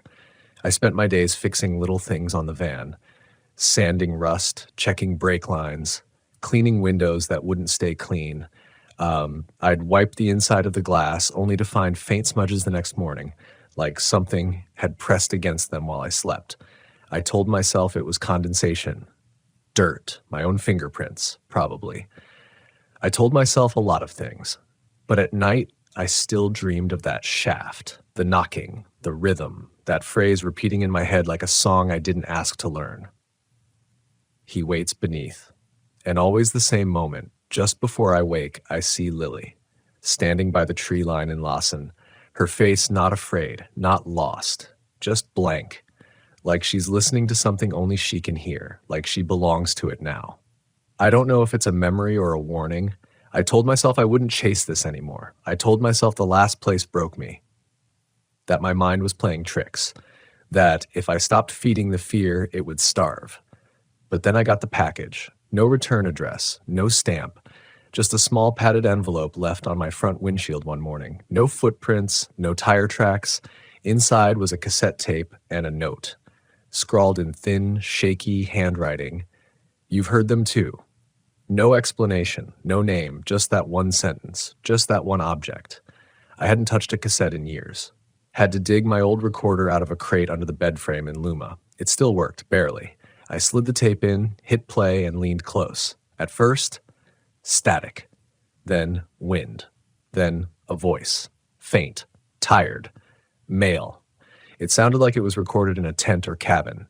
I could hear the occasional creak of wood, like someone shifting in an old chair. I don't know how long I've been out here, the voice said, but I'm not alone. Not anymore. They move between the trees. But they don't live in the trees. They live under them. That's what people don't understand. They're not watching from the woods. They're listening through the soil. More static. Then a gasp. A long, shaking inhale. I made a mistake. I marked the spiral near my fire pit, thought it would keep them away, but it only called them closer. I think it's a beacon, a signal they recognize. I think it opens something. I've been hearing tapping all night, on the rocks, on my tent poles. They're trying to talk. Then silence, not static, silence. And then the tape cut off. I listened to it 4 more times, trying to pick out a location, an accent, any clue. But the quality was poor. The message, even worse. It didn't feel like a warning. It felt like a confession. I didn't sleep that night.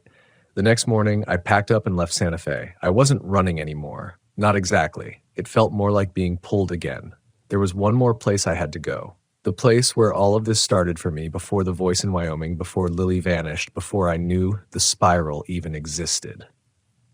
Shenandoah. I was 26 the first time I camped there, long before I lived full-time in my van. Just me in a borrowed tent and a girl named Morgan who I thought I loved. It was supposed to be romantic, isolated just in the woods. But the trip was a disaster. We argued, got rained on, lost the tent poles, barely made it a night. Still, something about that place stuck with me. I remembered waking up once, just for a moment, and hearing voices outside the tent. Not talking, chanting, in a slow, low, almost melodic tone. But Morgan hadn't heard it. She'd laughed it off, said I probably dreamed it. I let it go. But now, looking back, what if that was the first moment something saw me? What if it's been following ever since? I drove east for days, through flatlands, forests, up into the rolling ridges of Virginia. The Appalachian Mountains feel different than the rest of the country. Older, quieter, but not peaceful. The quiet here is observant, like 100,000 eyes hidden behind bark. I arrived just after dark and parked at an overlook near a closed-off trailhead. This part of the park had been shut down since spring after a mudslide damaged some of the access roads, but I knew how to get in. I followed the old trail, flashlight low, breath steady. The trees swallowed the beam like smoke, but I wasn't looking with my eyes. I was feeling, and then I felt it. That shift in the air, that weight pressing down from above and below. The forest started to hum, not with sound, but with intention, a pressure on the skin. I turned left, stepped off the trail, and walked until I found the clearing. It was smaller than I remembered, and overgrown, but it was the same. And there, etched into the boulder at the far end, was the spiral, faded, chipped, but unmistakable. I reached out and touched it, and the forest exhaled. That's the only way I can describe it. Like a breath had been held for too long and finally released. The wind surged through the trees, leaves trembled, the dirt under my boots shifted, and then the ground knocked once. From underneath, I fell back, heart screaming, flashlight flying from my grip, and then I heard it. The voice. Not like before. Not a whisper. Not a threat. It was me. My voice. Repeating the same words over and over. He waits beneath. He waits beneath. Coming from the soil, the rocks, the air. It didn't stop. Just looped. I scrambled to my feet and ran blind, cut through brambles, ripped my jacket, didn't stop until I saw the outline of Luma waiting at the overlook. And as I reached the driver's door, I turned back one last time and saw the spiral, freshly carved into the pavement, still bleeding. When I woke the next morning in the van, the spiral was gone. No scratch in the pavement, no dark lines, nothing but damp asphalt and scattered leaves. I stared at that empty spot for a long time, long enough for the sun to rise fully over the ridge and cast gold light across the overlook. Part of me wanted to believe I'd imagined it, that my mind, cracked by too many lonely miles and strange encounters, had painted that image in the dark, but I knew better. I still felt it, that hum under my skin, like my bones remembered something my brain didn't want to. That morning, I opened my journal. Not the public one I post from, the private one, the one nobody's seen but me. And I started flipping back through old sketches, campsite coordinates, strange dreams, animal sightings, weather patterns, missing persons cases I'd scribbled down out of curiosity. Something was forming in the margins, not a story, a map. Every place I'd had an encounter, every national park, every abandoned trail, every cabin, every knock, every spiral, they didn't just scatter randomly across the country. They curved, like a crescent, like the upper arch of a circle not yet closed. A pattern. And in the center of that arc, like a pupil in a staring eye, sat one place. Crater Lake. I hadn't even thought about Oregon until that moment. Never camped there. Never even passed through. But now it pulled at me, like the final dot on a line I didn't realize I'd been drawing. I drove north, straight through West Virginia, Ohio, Indiana, Nebraska. I barely stopped to eat, slept with the engine off at highway rest stops. My dreams were worse now. Not of the woods, not of figures, but of soil opening up, revealing impossible things writhing just below the earth. In one dream, I saw Lily again. She was underground, her mouth sewn shut, spiral carved into her forehead. She wasn't scared. She wasn't trying to escape. By the time I reached Oregon, I felt hollow, like something had carved me out and filled the empty space with fog. But I knew what I had to do. Crater Lake is beautiful in the way that cliffs are beautiful, dangerous, deep, unnaturally still. Formed from the collapse of Mount Mazama thousands of years ago, it doesn't flow or feed rivers. It just holds, like a secret. I arrived just after a light rain. The air was clean, too clean, like the sky had scrubbed the earth of scent. Everything smelled erased. The main campsites were closed for the season, but I wasn't looking for those. I followed an old fire road on foot away from the lake rim into thicker forest. The trees here are old, some of the oldest in the country. They rise like stone columns, bark blackened with age, limbs that creak without wind. And there, about 2 miles in, I found the site, not marked, not even really a clearing, just a soft dip in the land where the trees formed a nearly perfect circle around a patch of bare earth. No grass, no moss, just soil. I dropped my pack and stood there for a long time, waiting. I don't know what for. The sun dipped, the shadows stretched, and then the knocking started. But this time it wasn't on trees. It came from inside me. At first I thought it was my heartbeat, but no, the rhythm was off, slower, measured, like a drum under my ribs. Tap, tap, tap, pause, tap. I fell to my knees, felt the cold rise through the ground, not like temperature, like a presence. And then I heard it. Voices. Dozens. Hundreds. Layered. Male, female, children, old, all speaking at once, but whispering the same words. Beneath. Beneath. Beneath. My hands were trembling, my vision blurred. My breath caught somewhere between panic and revelation. Because I understood something in that moment. It had never been about chasing fear. Not really. It had been about waking something up. And I had. With every campsite, every spiral, every time I told someone what I'd seen. I hadn't been warning anyone. I'd been spreading it like a seed. That's when I saw the shape forming in the soil before me, slowly, like something invisible was pressing upward from below. A perfect spiral, the exact same one, but this time it moved. The lines began to rotate slowly, dragging flecks of soil in a tightening loop. A small wind whipped up, circling inward. The ground began to hum, and from deep below a sound rose, not a voice, a growl. Low, ancient, like the earth itself was clearing its throat. I backed away, too late. The center of the spiral cracked open, and something began to emerge. A shape, tall, narrow, shifting like smoke trapped in bone, no face, no eyes, just the vague suggestion of arms too long and limbs that bent wrong. It hovered, it breathed, and when it moved, the trees flinched. Then it spoke, not aloud, inside. You've brought them. I shook my head, tears streaking my face. I didn't mean to. It leaned closer. You called? They answered. You showed them where. Then it was gone. Just like that. No noise, no flash. The spiral closed in on itself, the forest stilled, the air returned. I collapsed. I don't remember how I got back to the van, just that when I opened my eyes again, it was morning. I was curled up in the back seat, muddy, shaking. My boots were gone. My wrists were marked with faint spiral bruises, already fading. I drove for hours, not knowing where I was headed. Somewhere quiet, somewhere far. But that's when the real horror set in, because I started seeing the spiral everywhere on rest stop walls. In the condensation on my windshield, drawn in crayon on the back window of a parked RV, everywhere. And I'm not the only one anymore. I've started getting emails from strangers, voice messages, handwritten letters sent to post office boxes I haven't used in years. People describing the same knocking, the same whispers, the same impossible structures in the woods. It's spreading. It was never one place. It was a network, an underground system of old, forgotten things.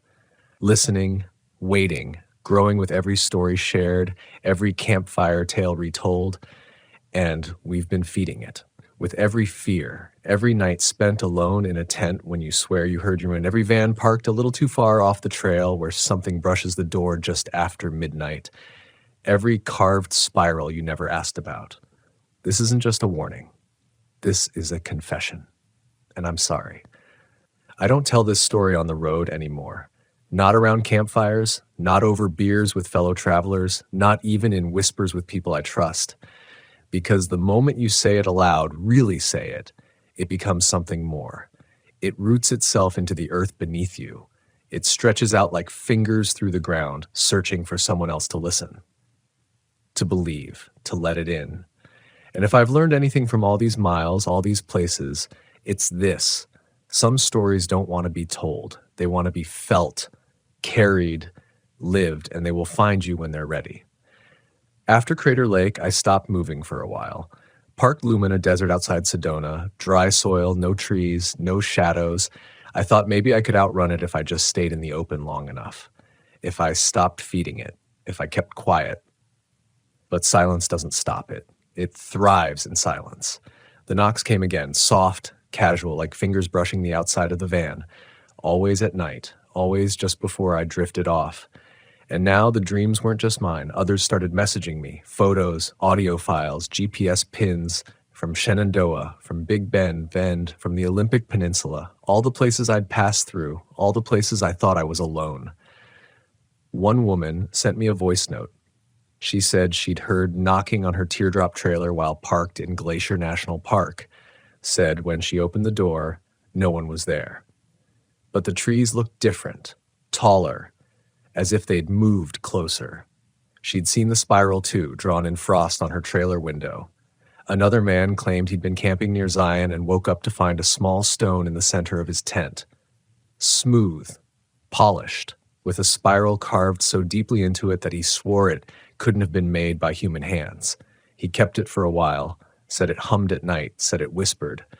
Then one day, he disappeared, left his trailer behind, food still warm on the stove, no note, just a new spiral carved into the floor of his camper, burned into the linoleum like a brand. No one's found him since.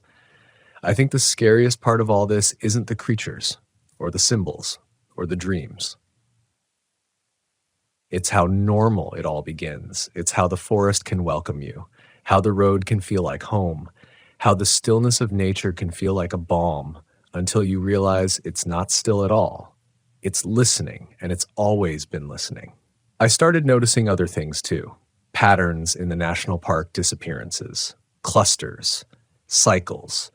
You can trace them like you trace wildfires, each flare-up followed by a lull, then another burst years later, always in places with deep, unmapped cave systems, always near old native burial sites, always in forests that locals swear are different somehow. No one talks about the earth anymore, not the way we used to. We've forgotten that the land isn't just ground beneath our feet. It's alive, it remembers.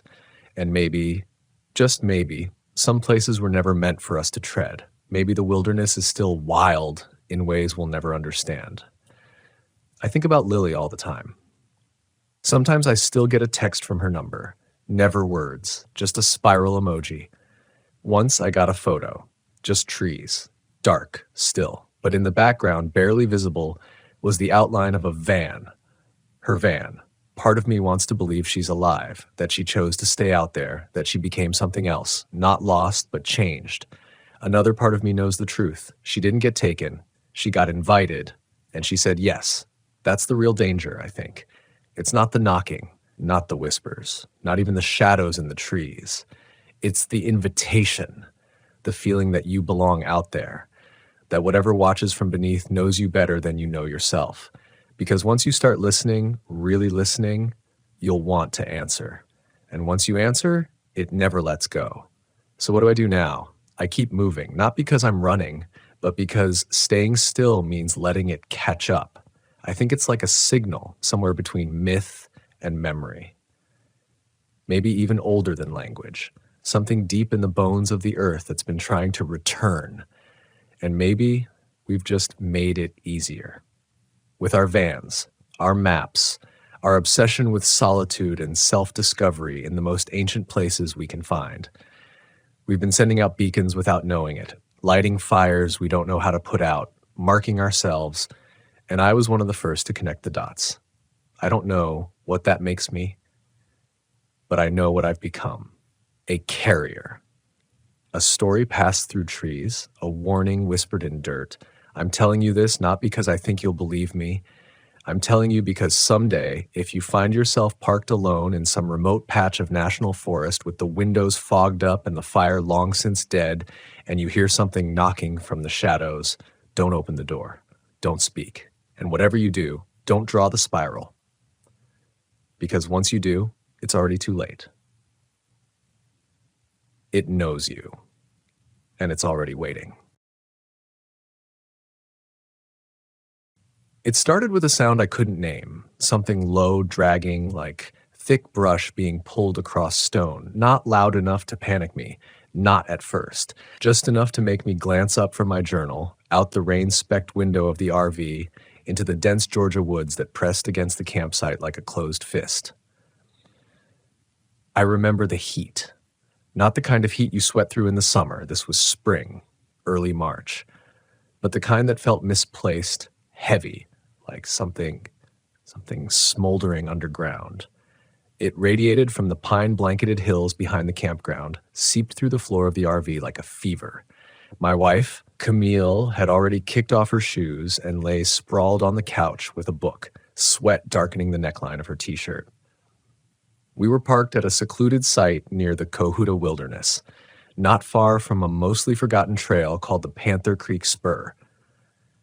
You'd miss it if you weren't looking for it. Just a narrow gravel cut barely wider than our VW Westphalia, with a crooked Forest Service sign half swallowed by kudzu. I'd read about the area on a niche camping forum. Someone described it as untouched, private, sacred, which should have raised every red flag. But we were sick of crowded RV parks and manufactured wilderness experiences. I wanted real quiet, real wild. We got it. There was no cell service past Ellijay. That first night, after the dragging sound, after dinner, After the firewood popped like bone under the flames, Camille said, "It feels like we shouldn't be here." She said it quietly, eyes fixed on the tree line. "You mean like trespassing?" I asked. "No," she said, "like the woods don't want us here." I laughed, not because it was funny, but because I wanted it to be, the kind of laugh that tries to cancel out the silence. We'd been through a rough few months. Camille had left her job after a toxic burnout, and I'd lost my father in December. Grief hung between us like a third presence. I'd thought camping would help. I thought the stillness might crack something open, release whatever tension was coiled in us. Instead, it felt like the forest just absorbed it, reflected it back. That night, I dreamt I was walking barefoot through the trees, unable to see my own hands. The forest felt too large, too tall. I wasn't sure if I was shrinking or if the pines were still growing, stretching skyward with impossible speed. I woke up sweating, stomach tight, heart hammering like I'd been running. It was 3:12 a.m. I lay still and listened. The dragging was back, but this time it was closer, not constant, just intermittent, something moving across the forest floor. Dry leaves disturbed, a pause, then another low scrape like something heavy pulling itself forward. I leaned up on my elbow and stared at the window. The glass was black. Just black. A mirror. I didn't want to see my reflection.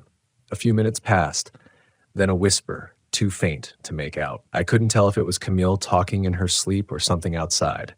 I pressed my ear against the cool metal of the van wall. Nothing. Just the buzz of insects and distant rhythmic chirping from deep in the trees. It could have been frogs or something else mimicking frogs. I didn't sleep again that night. The next morning, Camille looked at me and said, "You heard it too, didn't you?" We didn't talk about it more than that. We just made breakfast and packed for a hike, but everything felt tight, wrong angles in the landscape. The trailhead map had been vandalized, scratched deep with what looked like fingernails. The forest didn't feel still. It felt like it was watching, like we were the event, not the observers. A mile into the hike, we found something I still can't explain. A circle of rocks, neat, deliberate. Maybe 30 feet wide. In the center, an old RV door, rusted and twisted, laid flat on the ground like a trapdoor. There was no sign of a frame, no remnants of a vehicle, just the door, clean metal against moss. Camille froze. "This wasn't here before," she whispered. She was right. We'd hiked this trail 3 years ago before everything got hard. We took the same turnoffs, the same photos by the same fallen tree. I remembered this spot. It had been empty. I knelt and touched the door. It was cold. Too cold for the air around us. Beneath my palm, I felt vibration. Not strong, but there. "Don't," Camille said sharply, pulling me back. We walked fast after that. The forest felt tighter. The trail turned unfamiliar. Twice, we passed the same stump with the same curved branch shaped like a hook. Camille stopped, breathing hard, and said, "We're not going in circles." But we were. I knew we were. I could feel it in my gut. The air smelled wrong, wet, metallic, like pennies in standing water. The wind picked up, but only at ankle height, like something crawling past, brushing our legs. Camille whispered, "Something's following us." We didn't run. Not then, just picked up our pace until the trees parted and the clearing appeared again like a dream lifting. Our van sat untouched, exactly where we left it. For a second, I almost convinced myself we'd imagined the whole thing, that it was stress, memory, grief playing tricks. But when we climbed inside, the side window was cracked open, just a sliver. We never leave the windows cracked when we hike. We're careful campers, obsessively so. That night, I made sure every door was locked, every latch secured. I kept a fire going as long as I could, but around midnight, it died low, and I felt the air shift again. The temperature dropped 15 degrees in under 10 minutes. My breath fogged the glass. The dragging started again, but this time it wasn't outside, it was on the roof. A slow scrape, like nails on aluminum. Camille was sitting up already, eyes wide, face pale. "Don't move," she mouthed. We stayed like that for almost an hour, afraid to turn on lights, afraid to speak. The scraping never got louder, just circled slowly, a deliberate perimeter on the roof. We heard breathing, not heavy, not animal-like, More like shallow panting, controlled, human. Then, nothing. A thump and silence. I didn't sleep. I kept the axe from our firewood stash in my lap and stared at the door until morning light broke through the trees like a reprieve. When we stepped outside, we found footprints on the roof. Human, bare, and too long. The prints weren't right. I kept staring at them, hoping the sun would flatten them out, make them look normal in daylight. But no, there were only 3 toes on each foot. Long, wide set. The arch was too high, the heel almost non-existent. I checked again. Camille counted 5 sets of prints, each circling the roof before ending at the rear where the ladder was. Except we never used that ladder. It was rusted solid, hadn't moved in years. It should have groaned if someone climbed it. We should have heard it. We packed fast. The plan had been to stay another night, maybe 2, but we weren't talking plans anymore. Camille kept looking into the woods like she expected something to lunge out. I started the van and didn't bother with breakfast. Just wanted the road. But when we got to the main trailhead, the gravel path we'd driven in on, it wasn't there. Gone. I slammed the brakes, turned around, backed up slowly. "Is this the right bend?" Camille asked. "Are you sure?" "I'm sure," I said. "The GPS said it was only one way in. This is it." But now the trees were different. Thicker. Wrong. Pine needles that hung heavy, almost wet, blotting out most of the morning light. We drove another 100 yards, and it was like the forest swallowed the van whole. The air changed again, cooler but somehow thicker, like breathing through soaked wool. I put it in park. Camille leaned forward. There was a clearing. "Remember the wooden sign with the trail map? The Forest Service one?" I nodded. "Yeah." We got out and walked 50 feet up the road. Nothing. No sign. Just trees. I pulled out my compass, the one I kept clipped to my keychain. North had always been reliable. Now the needle spun. Slowly, then violently. Then stopped, pointing south. But we were facing south. I checked again. Shook it. Waited. Still south. "We're turned around," I muttered. "No," Camille whispered, and her voice cracked. "It's turned us around. We spent the next few hours trying every direction." The van made wide, looping arcs across unfamiliar dirt roads that shouldn't have existed. Sometimes they'd split, curl into each other, then vanish behind us. Once, I swore we passed the same burned log 3 times, even though I'd marked it with a scratched X using my tire iron. By 2 p.m., we were back at the same campsite. Same fire pit, same low circle of blackened stones, same smell of wet, scorched wood. We hadn't driven in circles. We'd driven outward for hours and somehow ended up back where we started. Camille sat on the van's step and held her head in her hands. "There's something in the land," she said. "Something beneath it." That night, I found her outside at 3 a.m., barefoot, standing 10 feet from the van in her sleep clothes, eyes open but unfocused. Her lips moved, whispering something I couldn't hear. I touched her shoulder and she jolted like I'd electrocuted her. "What the hell are you doing?" I whispered. She blinked. "I heard them." "Heard who?" "The trees. They're calling." I pulled her inside. Locked everything. She didn't argue. She slept in the passenger seat, curled up like a child. I sat beside her, awake, staring through the windshield into the dense black that the headlights couldn't penetrate. A storm rolled in just before dawn, thunder that echoed low and constant, like something pacing just beyond the ridge. The rain didn't come down in drops. It came in sheets, sideways. Branches swayed, trees groaned, but the sound that cut through everything was that dragging. Again, not across the roof this time, not the floor, it was under us. Beneath the van, the scrape of something huge, deliberate, shifting in the soil like it was inside the earth, something burrowing, repositioning. I felt it through the tires, and then something pressed upward beneath the floor. One long, slow push.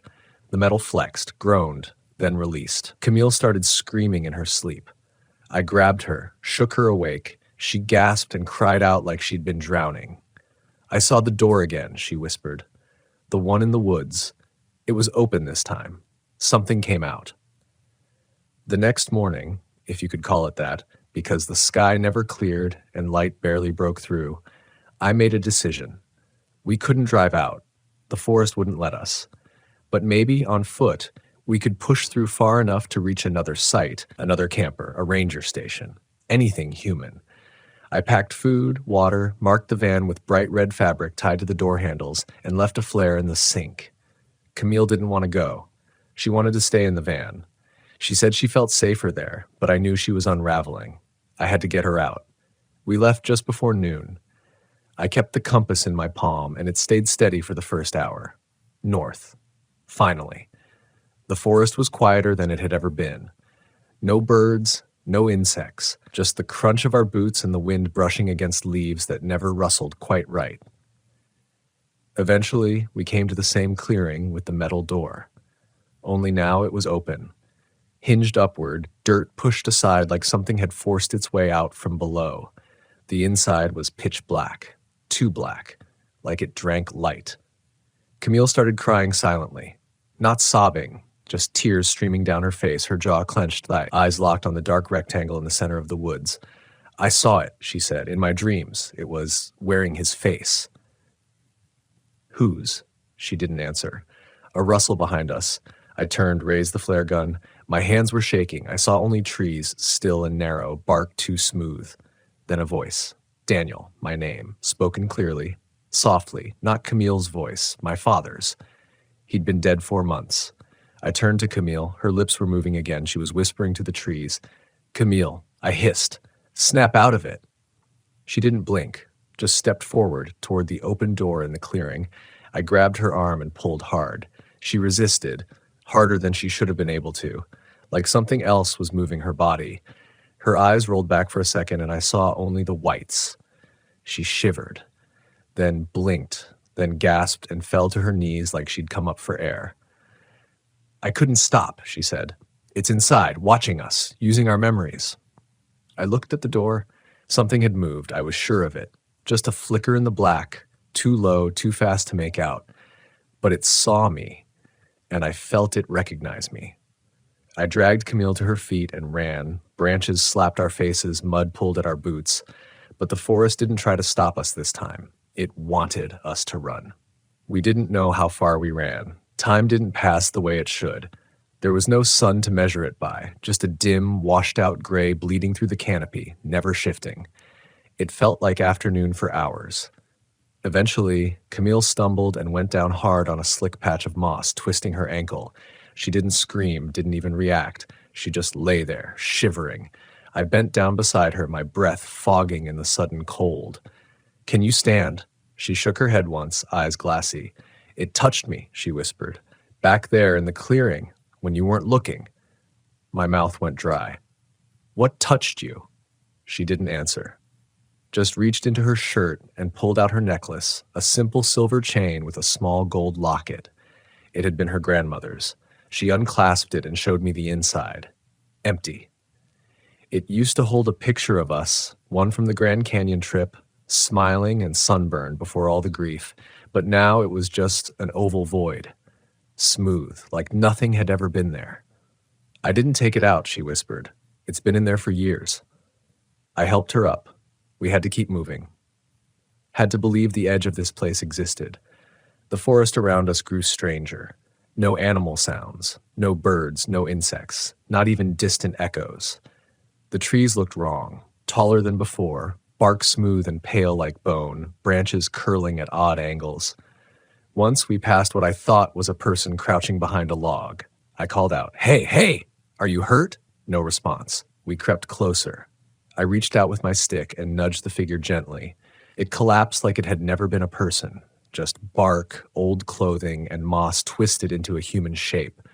But someone had taken the time to dress it. A flannel shirt, worn jeans, hiking boots, rotted at the seams. Camille leaned close, touched the collar, and whispered, "This shirt's from REI." I looked at the collar tag. Sure enough, brand new, barely faded. There was a scrap of receipt paper stuffed in the pocket. I opened it slowly. The words were smeared but readable. March 5th, 2023, exit trail blocked, camped overnight. Something out there, can't stay another night. Today was March 9th. We pushed on. Eventually we reached a creek, narrow, fast-flowing, the water cold and clear. Camille dropped to her knees and drank straight from it, despite everything we knew about filtering. I let her. We were past the point of rules. As I filled our bottle, I saw something upstream, just a flicker, barely a shape. It looked like a person crouched in the water, maybe bathing. Pale skin, long arms. I called out again, quieter this time. No movement, no reaction. Then it turned its head. It had no face, just smooth, wet skin stretched across a round skull. Where its eyes should have been, the skin pulsed slightly, like something breathing from behind a curtain. It tilted its head as if listening. Then, slowly, it stood, limbs too long, joints moving the wrong way, and stepped backward into the water, disappearing without a splash. I grabbed Camille. We're going back. Now. She resisted at first, then nodded slowly. Her ankle was swelling, but she hobbled beside me, leaning on my shoulder. We followed the creek downstream, hoping it might lead us out, or lead us somewhere. That's when we saw the first van. Same make and model as ours, same faded orange stripe, parked in a clearing, dead still. I froze. Camille said, "That's not possible." We approached slowly. I saw it clearly. It had the exact dent in the side panel where I'd clipped a guardrail last fall in Utah. That was our van. But we were looking at it. "What the hell?" I whispered. I opened the door. The same key worked. Inside, the air was cold and dry, dusty. The back seat was empty, but the floor had drag marks, dark clawed grooves across the metal, like something had pulled itself through. On the table, our journal, my handwriting, yesterday's entry. But the pages after that were filled in with strange symbols, hundreds of them. Circles, lines, spirals that bent into each other, not written in ink, burned into the page. Camille said, "We've already been here." "No," I said, swallowing hard. "Something else has." We didn't take anything, just turned and walked away. As we moved back into the trees, I looked up once and caught a glimpse of something in the branches. Not a bird, not a squirrel. A face. Not human, but wearing one. Like a stretched mask, torn at the eyes, stitched at the mouth. It blinked once, then vanished, slipping deeper into the canopy without disturbing a single leaf. I didn't tell Camille. The sun, or what passed for it, was starting to dim again. We came back to our own van just before dark. It was right where we'd left it. But now the side window had been smashed in. Shards of glass glistened across the front seat, and carved into the windshield from the inside were 4 words, "You shouldn't have come." I checked the locks. The doors were still shut, no signs of forced entry, except for the broken glass, but that wasn't what chilled me. It was the carvings. They were written in my handwriting. Perfect match. I didn't sleep that night. Camille was shivering again, and at some point she started muttering in her sleep. I leaned in, trying to make out the words. "Digging," she whispered. Still digging. So many doors, all open now. I pressed my hand to her forehead, burning hot. The fever had come back, but her skin was ice cold. And then, around 3 a.m., we heard it again, not dragging this time. Knocking. Slow. Deliberate. 3 taps on the side of the van. Silence. Then again, on the other side. I grabbed the axe, held my breath. A voice followed. A child's voice. "Can I come in now?" The knock came again, louder this time. 3 slow taps. A child's voice, soft, polite, and wrong in every possible way, asked again, "Can I come in now?" Camille stirred in her seat. I put a hand on her shoulder and whispered, "Stay down." Her skin was still cold, but her eyes fluttered open. I could see she'd heard it too.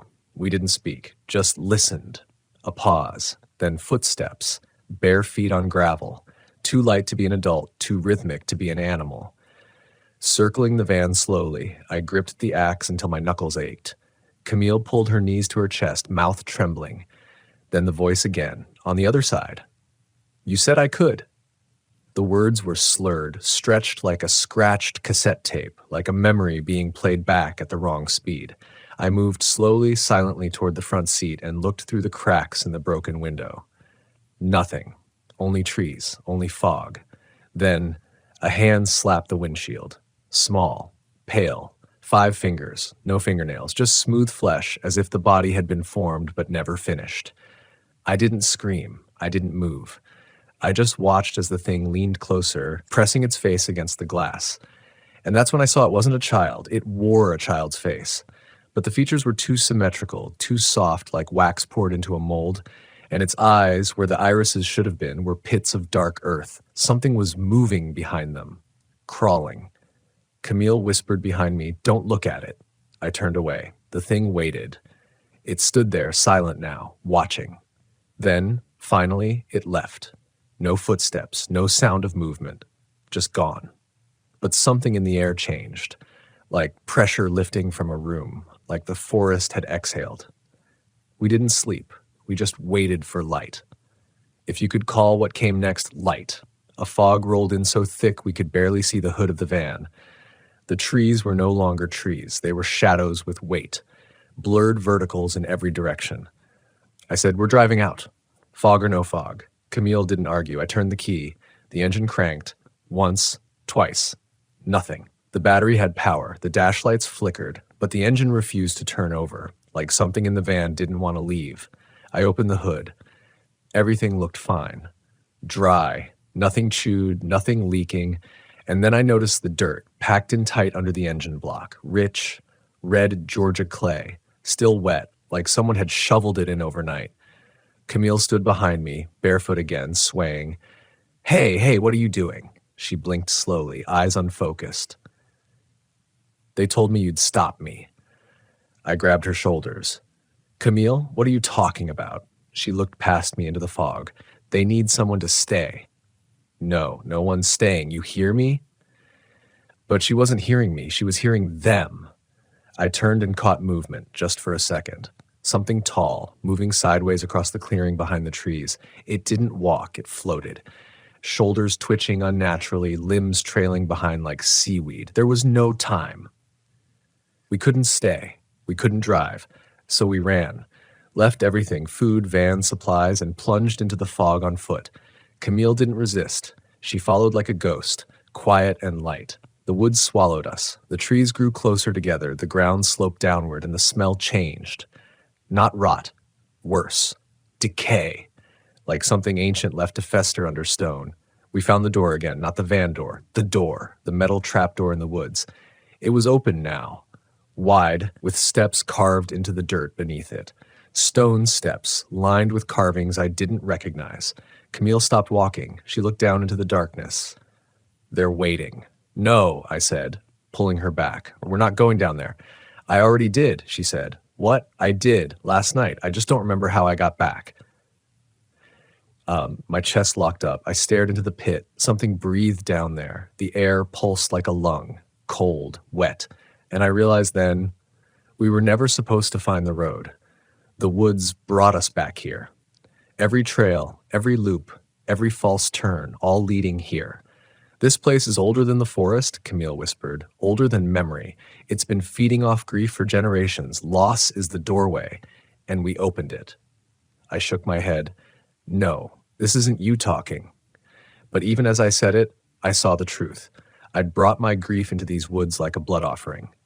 I had wanted silence, stillness. I thought I needed it, but this place didn't offer peace. It offered reflection, twisted, amplified. I backed away from the pit.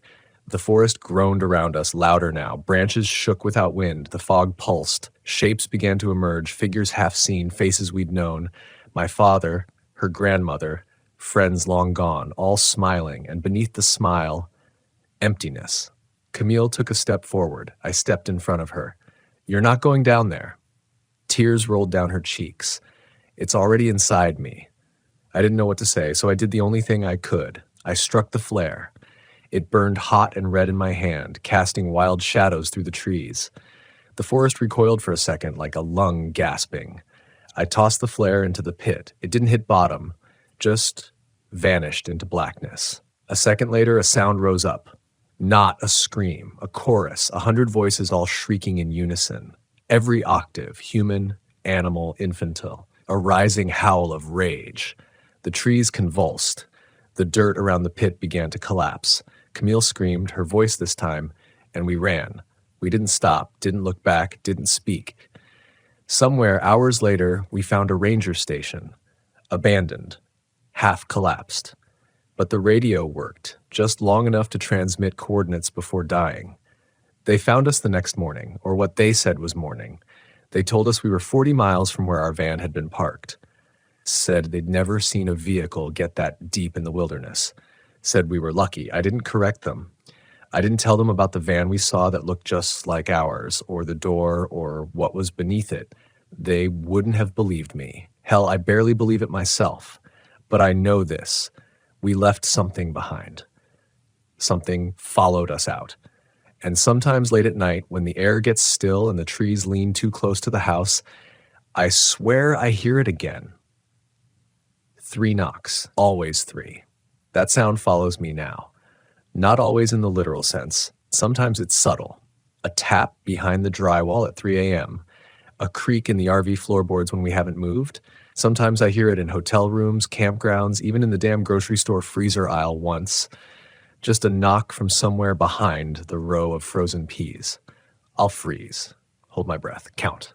1, 2, 3. And it always stops at 3. Because that's the question, isn't it? Can I come in now? The thing is, I think I already let it in. I think we both did. After the forest, we tried to pretend we were okay. We even kept camping. Different state, different forests. Big, open skies, new mountains, more people. But it didn't matter. Something had changed. The woods never felt like woods again. They felt inhabited. Alive, but not in the way nature is. It felt like being watched through a two-way mirror. Camille started waking up with scratches on her ankles, little bruises on her arms that looked like fingerprints. At first, we blamed the bunk, the edge of the cabinets, the usual clumsy camper stuff. But there were no sharp edges where the bruises appeared, and the scratches always came in 3s. I still don't know if anything ever left that place, or if we brought something back in ourselves. Maybe the woods in Georgia were just a gate, a tear in the ground. What's worse, that it followed us, or that part of us never left?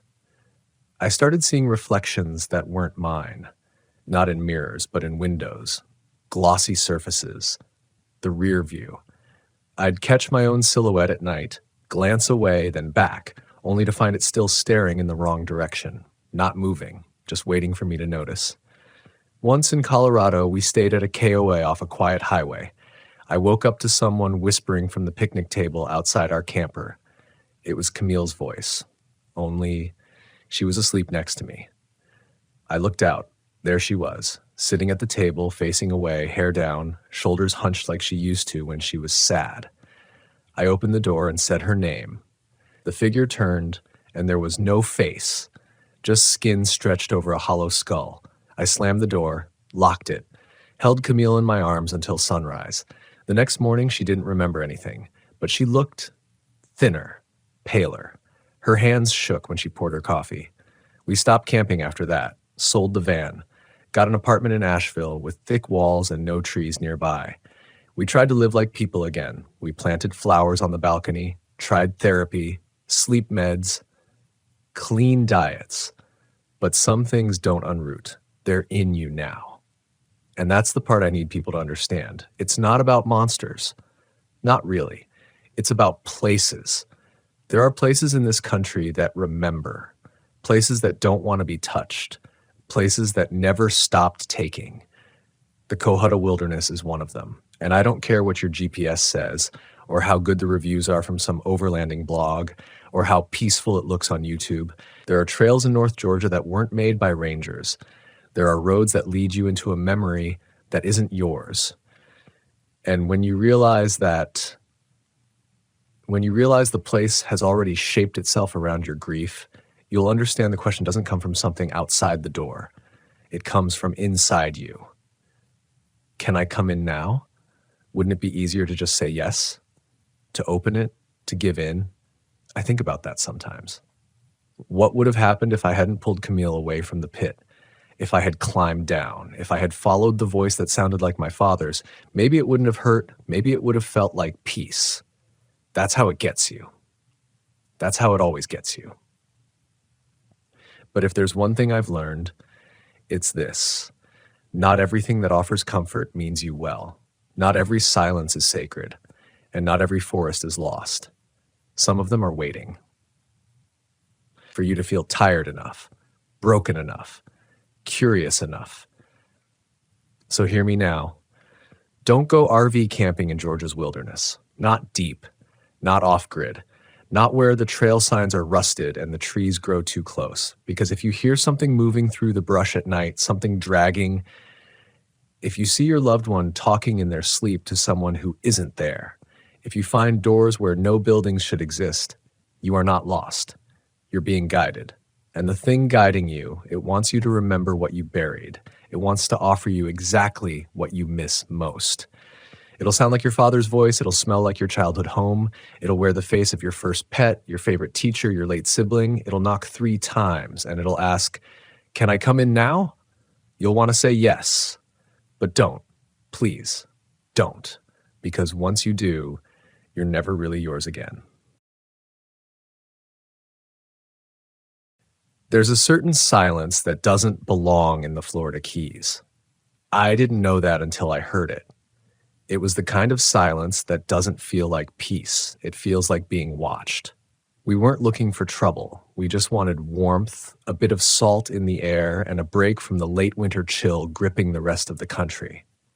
I'd bought my Volkswagen Westfalia a year earlier, a beaten 1984 with faded orange trim and more rust than resale value, and I'd spent the better part of a year fixing it up with my girlfriend, Marissa.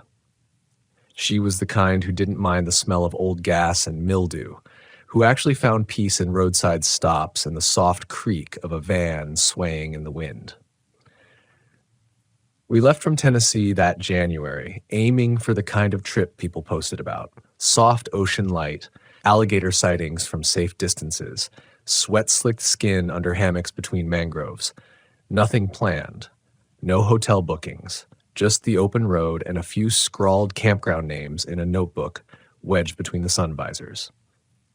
By the time we reached the Keys, we'd already done 3 nights in state parks and a night parked behind a crusty bait shop in Key Largo. We weren't exactly fresh. Sand stuck to everything, and the van had taken on the unmistakable funk of 2 people living in close quarters without a working fan.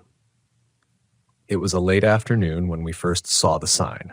It was hand-painted on a piece of driftwood nailed to a crooked fence post just past a long bend on a side road we'd taken looking for a gas station.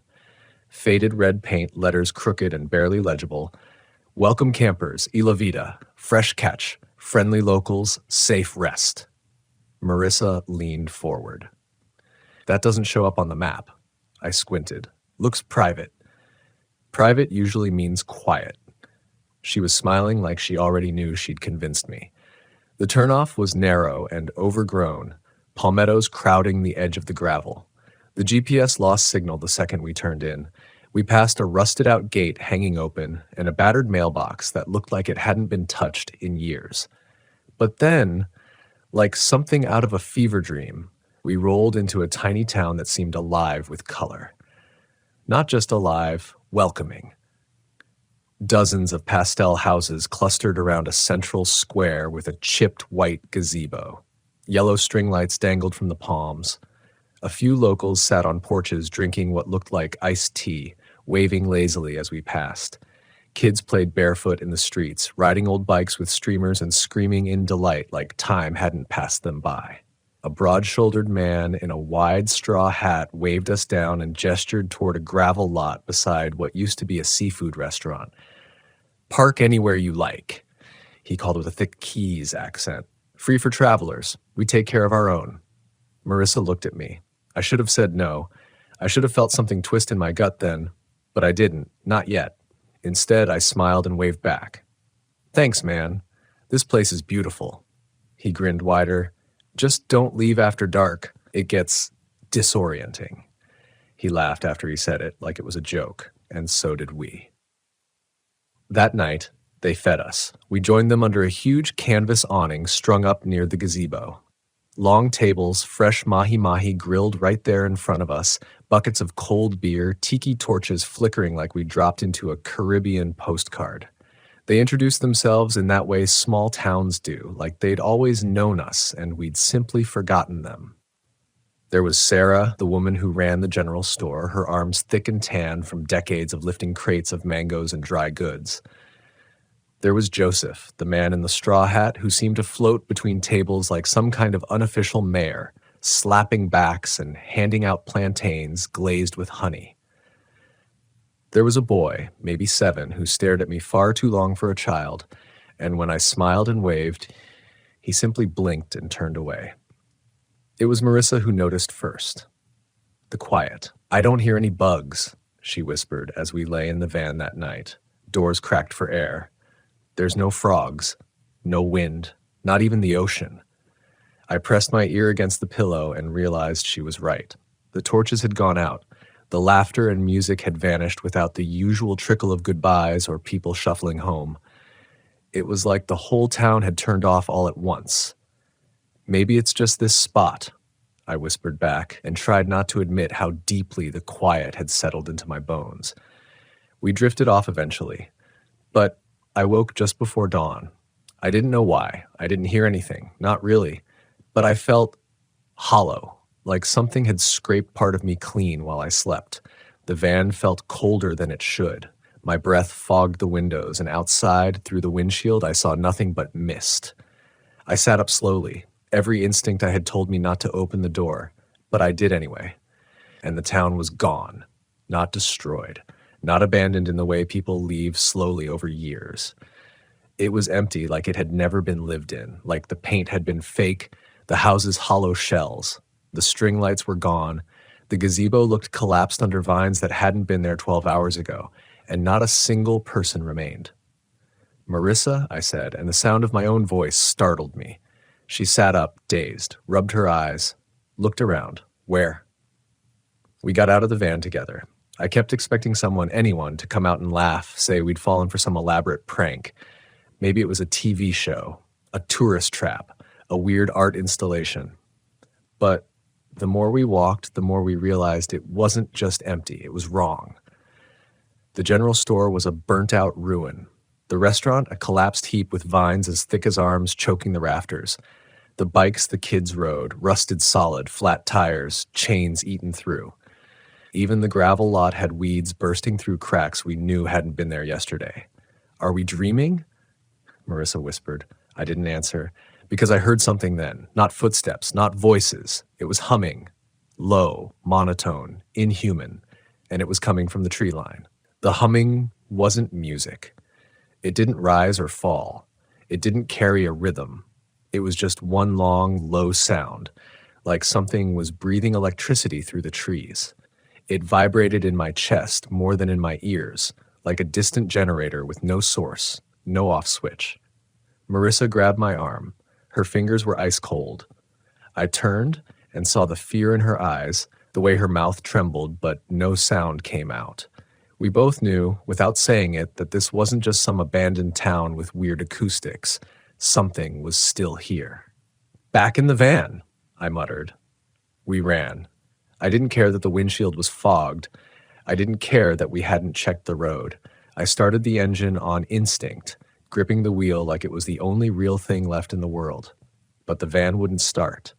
The engine clicked, coughed. The battery wasn't dead. We had charged it the day before, I was sure of it, but something had its fingers in the machinery. Something didn't want us leaving. "Try again," Marissa whispered. She was rocking slightly now, eyes darting toward the trees where the humming grew louder. I tried again. Click, click. A hiss like steam from a pipe erupted from under the hood. That's when I saw movement between the trees. Not walking, not running. Just a shiver of dark shapes gliding between trunks like they were weightless, like smoke moving with intention. "Out," I said. "What?" "We're not staying in this van. If we can't drive, we're not staying still." I didn't have a plan. I had survival instinct, and right then it was screaming at me to move. We bolted. We didn't take anything. Not food, not water, not our phones or maps. We ran in the direction the road should have been. But after only 50 yards, the gravel disappeared beneath our feet, and we found ourselves stepping into sand and cracked concrete. The road was gone. In its place was an overgrown trail that looked like it hadn't been used in years. Not a car tire, not even a footprint. The town wasn't just empty. It had never been there. We walked for hours, or maybe longer. Time lost shape in that place. The trees pressed in tight, hanging moss draped like old fabric from twisted branches. The air grew thicker, harder to breathe. There was no sound now, not even birds, just the crunch of our own feet on dead leaves and the snap of twigs that didn't echo like they should have.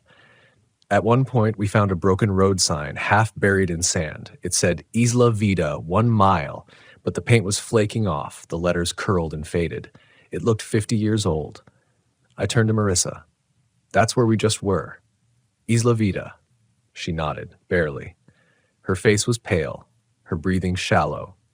I knelt down next to the sign. There were scratch marks on the back of the post, not made by animals. These were letters, crudely carved. They don't leave. They never left. Time doesn't move here. I read it aloud without meaning to. She staggered back. Stop. I looked up. Her eyes were locked on something behind me. I turned. There was a house. An old stilt house, gray and half collapsed, standing in the middle of a mangrove thicket. The air around it felt colder, still humming, but quieter now, like it had moved beneath the ground. I don't know why we approached it. Maybe we hoped someone was inside. Maybe we thought if we could just find something human, we could anchor ourselves back to reality. The steps groaned as we climbed. The front door was ajar, hanging on one hinge. Inside, the floor was warped from water damage. Paint peeled from the ceiling like dried skin. And on the far wall, photos. Dozens of them. Marissa covered her mouth. They were Polaroids. Taped in neat rows, yellowing at the edges, people, all different ages and backgrounds, some alone, some in groups, all smiling like vacation snapshots. Behind them, I recognized the pastel houses, the string lights, the seafood shack. A couple stood out, a young man and woman sitting on the roof of a Volkswagen van. My face, Marissa's face. We stared at ourselves in the photo. We were laughing, carefree, lit by golden hour sunlight, but the photo was old. Decades old. The paper had curled at the corners, the color faded like something pulled from a time capsule. I touched it. It was warm.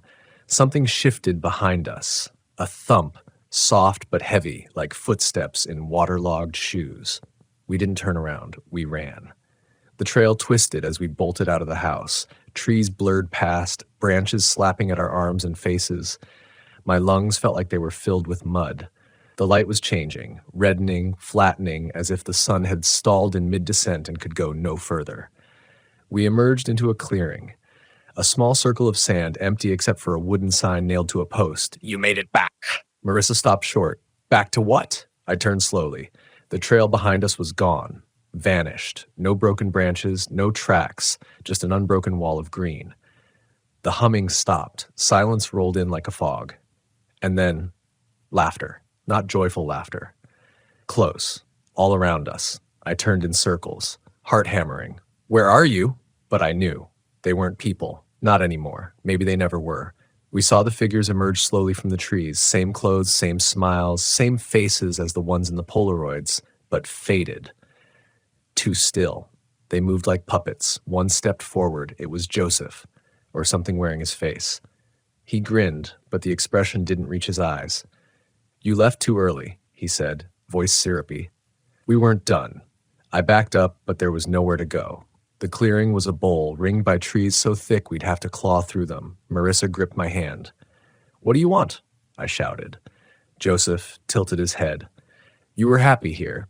Everyone is, for a while. Behind him, the others gathered, silent, watching. Then he raised his hand and pointed behind us. We turned. The van was sitting there, right in the middle of the clearing, pristine. Sunlight gleaming off the windshield like nothing had ever gone wrong, its engine idling, door open, keys hanging from the ignition. Marissa took a step forward. I grabbed her arm. No, that's not ours. That's bait. She stopped. The humming began again, louder, faster, pounding in my chest like a second heartbeat. I looked back at the figures, but they were gone. And so was the forest. And so was the clearing. We were standing on pavement, a highway shoulder. Cars roared past in the distance, and in front of us, our van, our actual van, rusted, a little crooked with a mangrove branch stuck in the grill, still running. I didn't ask questions. I got in. So did she. We didn't talk. Not for hours, not until we reached a gas station in Key West and sat in silence staring at the nothingness inside our coffees. She finally whispered, "How long were we gone?" I looked at my watch. It said 6:12 a.m. Same time we'd woken up. Same day. I didn't answer, because the van's odometer read 0, like we'd never left. That night, we didn't sleep. We parked at a 24-hour Walgreens in Key West, surrounded by streetlights and the dull hum of civilization, but neither of us trusted the darkness anymore. I kept the engine running. I didn't know what it would do, or if it would vanish like everything else had, but I couldn't bear the silence again. Marissa sat curled in the passenger seat, hugging her knees. Her face was streaked with salt, maybe from tears, maybe sweat. Her voice was brittle when she finally spoke. "You saw it, didn't you? That photo, it was us. But it couldn't have been." I nodded. "It was us. Or something pretending to be." She turned to look at me. "Do you think they were ever real? The people? The town?" "I don't know." That was the truth. I didn't know what Isla Vida was. I didn't know if it was a place, a trap, or something worse. Something that mimics comfort, the illusion of community, only to feed on people who wander too far off the map. I pulled out my phone. Signal was back. GPS was working. But when I searched Isla Vida, nothing came up. Not on Google, not on maps, not in old travel forums. It wasn't listed under Monroe County or in the Keys or anywhere in the state of Florida. It didn't exist. And yet, I could still taste the grilled mahi-mahi. I could still feel the coarse linen of the tablecloths under my fingers. I could remember the warmth of Joseph's hand on my shoulder, that casual friendliness that felt just a little too eager. That place knew us. Or it learned fast. 2 days later, we tried to tell someone. We stopped by a ranger station near Bahia Honda, thinking maybe someone there had heard of weird spots like Isla Vida, places that didn't show up on maps, disappearances, urban legends, anything. The ranger was polite, young guy, clean uniform, sunglasses, clipboard in hand. When I mentioned the name, his brow wrinkled. "Isla Vida?" he repeated. "Can't say I've heard of it. You sure you didn't mean Isla Morada?" "No," I said slowly. "It was called Isla Vida. There were houses, a gazebo, a seafood shack, people living there." He glanced toward the back office, then leaned closer. "Look," he said, lowering his voice. "The Keys are full of ghost towns, old fishing outposts, smuggler camps, places that got wiped out in hurricanes and never rebuilt. People claim all kinds of weird stuff down here. Phantom lights, lost boats, vanishing docks. Most of it's just weather and rum." "We have photos," Marissa said quietly. I reached into the glove box and pulled out the disposable camera we'd been using for the trip. I'd snapped a few shots that night of the crowd, the gazebo, the food. We went to get them developed in a CVS that afternoon. Every single image came out black. Not blurry, not underexposed, just pure black. The technician said it looked like the film had been exposed to radiation, like it had been cooked from the inside. I didn't tell the ranger that. We left. Something was wrong with the van. It didn't stall, it didn't make strange noises, it just felt off. The air inside was heavier, like someone had sealed the doors with wet towels and turned up the humidity. The AC stopped working entirely, and even on the brightest days, shadows clung to the corners like they had weight. Marissa stopped talking as much. She stared out the window a lot. Once I caught her mumbling something to herself, over and over. "What are you saying?" I asked. She blinked and looked at me like she didn't know she'd spoken. I don't know." We pulled over in Marathon to stretch our legs. I went inside a gas station for snacks and water. When I came back out, she was gone.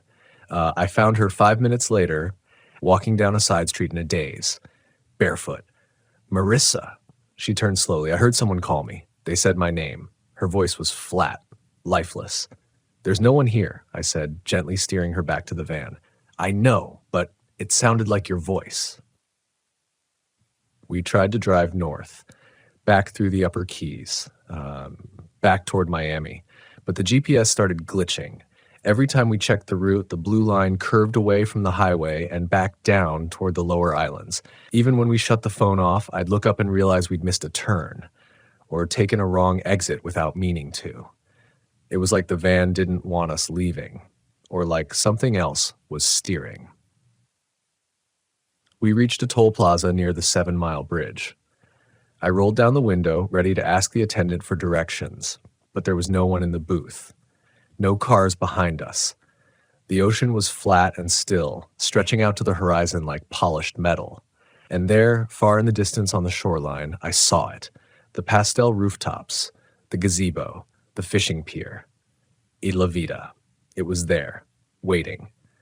That night, we parked in a rest stop just before the bridge. We were too tired to keep driving, too paranoid to sleep. Around 3 a.m., I heard movement behind the van. Not animals, footsteps, soft, deliberate, padding on sand and gravel. I didn't move. I held my breath. The footsteps circled the van twice, slow and even, like someone was examining it. Then 3 distinct knocks on the back window. I turned and looked. No one was there. But written in the condensation on the glass, in a child's sloppy scrawl, was one word: stay. I didn't sleep after that. Marissa wanted to turn around. She said it would be better to face it, to go back, to understand what it was. She said maybe we weren't supposed to leave in the first place. That maybe Isla Vida was something we stumbled into because it was meant for us. She was different now, softer, quieter, like something had carved her hollow and filled her with fog. But I remembered the eyes of those people, the ones in the clearing, the ones who didn't blink, the ones who wore their own faces like masks. I remembered Joseph saying, "You were happy here. Everyone is, for a while." I told her we were never going back. We made it to Miami 3 days later. Stayed in a motel, real beds, real electricity. A cat wandered the parking lot, and it was the most normal thing I'd seen in weeks. We tried to move on, to forget. But something followed us. Marissa started sleepwalking. She'd get up in the middle of the night and unlock the front door. Once I caught her halfway down the street, barefoot again, whispering, "I hear them singing." I started locking the door from the inside and hiding the keys. She got quieter, stopped eating, stopped responding to her name. And then, one morning, she was gone. No note, no warning, no signs of struggle, just gone. The van was gone too. I filed a report. I told the police everything except the truth. What could I say? That a smiling man in a straw hat invite us to dinner in a town that doesn't exist anymore? They said people disappear sometimes in the Keys, especially drifters, especially those without roots. A week later, I got a postcard. It had no return address. Just one photo, the gazebo, new string lights, fresh paint, Marissa sitting on the bench, barefoot, holding a drink, smiling, and written across the back in that same sloppy scrawl, "We never left." I stared at that postcard for an hour before I could breathe again. It shouldn't have been possible. It was postmarked from somewhere in Miami, but there was no address, no sender, no digital trail. Just my name, scribbled in barely legible handwriting, and the photo. It wasn't just any photo. It was current. Marissa was wearing a shirt she'd bought 2 days before she disappeared. One we'd picked up at a thrift shop in Little Havana. Bright teal with faded pink flamingos. She looked clean, relaxed. Her hair was brushed and sunlit, the kind of beach wave perfection you never actually wake up with. But the part that broke me, the part that made me sit down hard on the motel bed and feel something shatter behind my ribs, was her eyes. They were smiling, but they weren't hers. Not anymore. I thought about burning the postcard, tearing it to pieces, stuffing it in the motel room trash, pretending it was some sick prank from someone who'd followed us. But I couldn't. I kept it in the glove box. The van was gone, but I still had the key, one I'd had cut back in Tennessee. I held it like an anchor every time I felt myself drifting toward thoughts I didn't want to finish. Thoughts like, what if she didn't want to leave? Thoughts like, what if she's waiting for me to come back? The truth was, I didn't know if Marissa had been taken, or if she'd chosen to stay. I tried to return to normal life. That lasted a week. I stayed in the motel, got a job washing dishes at a Cuban diner, paid cash under the table, ate alone, slept with the lights on. But every time I closed my eyes, I saw that town, the way it changed when the sun went down, the way the people No, the things would smile just a little too long, the way they always seemed to know what you wanted to hear. The worst part was there was a part of me that missed it, the warmth, the illusion of safety, the community. The idea that someone was always cooking a meal, always offering a place to park, always smiling like they'd known you forever. Even if it was all a lie, it was soothing. I hated myself for craving it. One night I walked to the beach, not for the view, not for the air. I needed to be near the water. I needed to hear something real. The Atlantic was restless, waves crashing in uneven intervals. I stood at the edge of the surf, sandals in hand, wondering how far someone could swim before they disappeared. That's when I saw her, just past the breakers, standing waist deep in the water. Marissa. She was staring at me, her face calm, hair wet and hanging over her shoulders. Her mouth didn't move, but I heard her voice, clear as a bell inside my skull. Come home. I blinked. She was gone. The water rippled where she'd stood like something had just slipped beneath the surface. I left Miami that night, didn't pack, didn't check out of the motel. I stole a used road atlas from the glove box of a junked car in a mechanic's yard and circled every key, every side road, every inlet that might take me back to that place. I didn't know what I was doing. I just knew I had to find Isla Vida again, to see it with new eyes, to see if what I remembered was real or something else entirely. Maybe it was closure, maybe it was madness, but I had to go back. I borrowed a car from a man I met behind the diner, someone who didn't ask questions, just handed over the keys when I handed him 3 days' pay in cash. It was a beat-up Jeep Cherokee with sand in the floorboards and a Jesus fish dangling from the mirror. I drove south, past Key Largo, past Islamorada, past everything that had once felt like vacation. I kept my eyes open for that same turnoff, the one with the driftwood sign, the crooked post. But it was gone. Every mile I drove, the weight in my chest grew heavier, that sinking sense of moving towards something I shouldn't remember but couldn't forget. I reached the lower keys just after sunset, and then I saw it. Not the road, not the sign, but the van, my old VW Westphalia, parked just off the shoulder in a clearing of palm scrub, covered in salt and dirt, but intact. Engine off, windows cracked, like it had been waiting. I stopped the Jeep, got out slowly. The air was thick again, humming faintly, just beneath the surface of sound. I walked to the van and touched the driver's side door. Warm. Inside, the keys were hanging in the ignition, and in the rearview mirror, I saw her, Marissa. Sitting in the back seat, cross-legged, smiling. I spun around, heart thundering, but the van was empty. Still, the smell of her perfume clung to the air, that soft jasmine scent she always wore, even on camping trips, even when we hadn't showered in 3 days. I got in. The engine started on the first try. I didn't tell it where to go. It already knew. The road twisted through black mangroves and ghostly palms.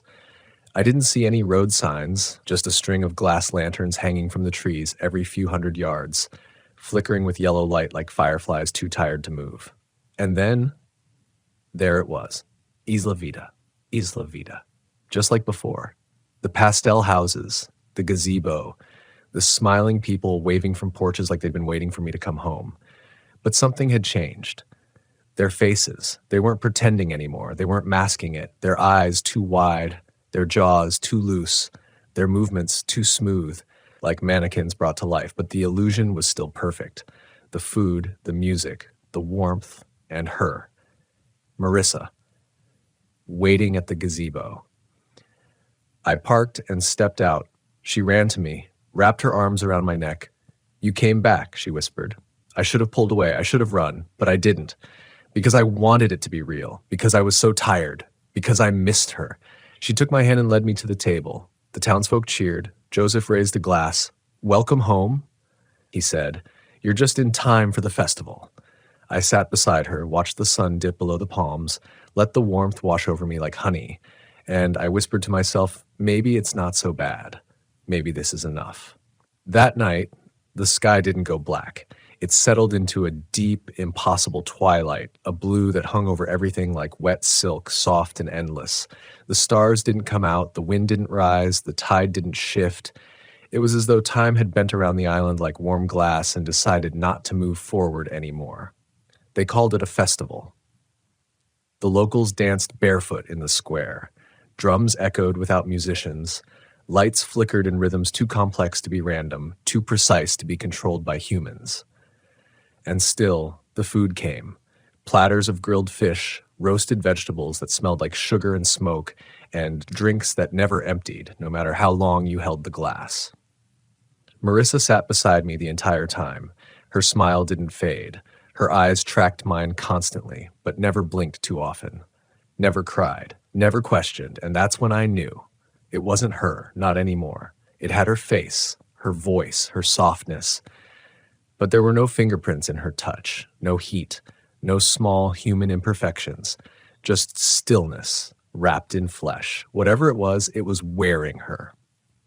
I stared into my cup and tried to remember the sound of her real laugh. The way she used to laugh, snort when she was caught off guard, the way she would tap her thumbs together when she was nervous. But all I could hear now was the humming, that endless subterranean song that trembled beneath everything, even in my bones. "I missed you," she said, suddenly turning her face to mine.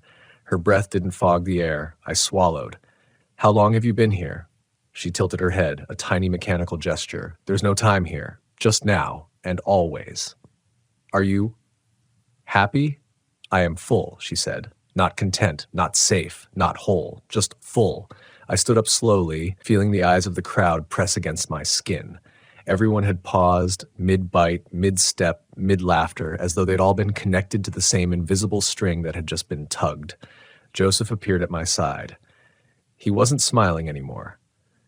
"You're thinking of leaving again," he said, almost sadly. I didn't answer. He stepped closer, his voice like syrup poured over stone. "You don't get many second chances, friend. Not in this world. Not out there." "I didn't ask for a second chance," I said. He leaned in. "But you took it. You parked again. You came back. You said yes the moment you stepped out of that van." And I had. I hated how true that felt. I slipped away when the drums got louder, when the crowd spun into faster, more frantic movements, their limbs bending in impossible arcs under the starless sky. I walked the dirt path back toward the van, weaving through silhouettes that didn't speak or blink, only turned to face me as I passed. Marissa followed. She never said my name, never called out, just walked behind me exactly 30 feet, never more, never less. I got to the van. The keys were still in the ignition, engine cold. I turned the key once. It clicked. Again. Nothing. Again. A deep groan, like something old and reluctant trying to wake up after too many years of sleep. But it didn't start. I hit the wheel. Come on. Don't do this again." And then I heard her breath beside the window. "I don't want you to leave." I turned. She stood outside the driver's door, one hand pressed to the glass. Her face was no longer soft. It had gone slack. Her pupils were too wide, the edges of her irises swallowed by a liquid black that flickered slightly with each breath. "You said you missed me," I whispered. "I did. I do. But we're not meant to stay apart." Her voice was layered now, not echoed, not mechanical, layered, like something was speaking through her or with her. I backed away, sliding over the passenger seat and out the other side of the van.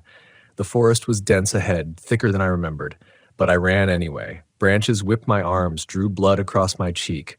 I could hear footsteps behind me, soft and unhurried, like she wasn't chasing, just following. I didn't stop. I don't know how long I ran, but eventually I stumbled into a clearing, and I saw another van. Same model, same rust pattern, same cracked back window from that night in the Everglades when a raccoon jumped up trying to get inside, but it was different, because we were in it. Me, Marissa, a version of us sitting peacefully, eating mango slices and talking like nothing had ever gone wrong. I stood frozen. It wasn't a memory. It wasn't a hallucination. It was happening now, except it wasn't. I watched my other self laugh and brush a hand through his hair, watched her lean into him and say something soft. Then they both looked up, directly at me and smiled, not startled, not confused, just calm, welcoming. Behind me, the humming returned, deeper now, resonant, like the whole island was singing through the roots.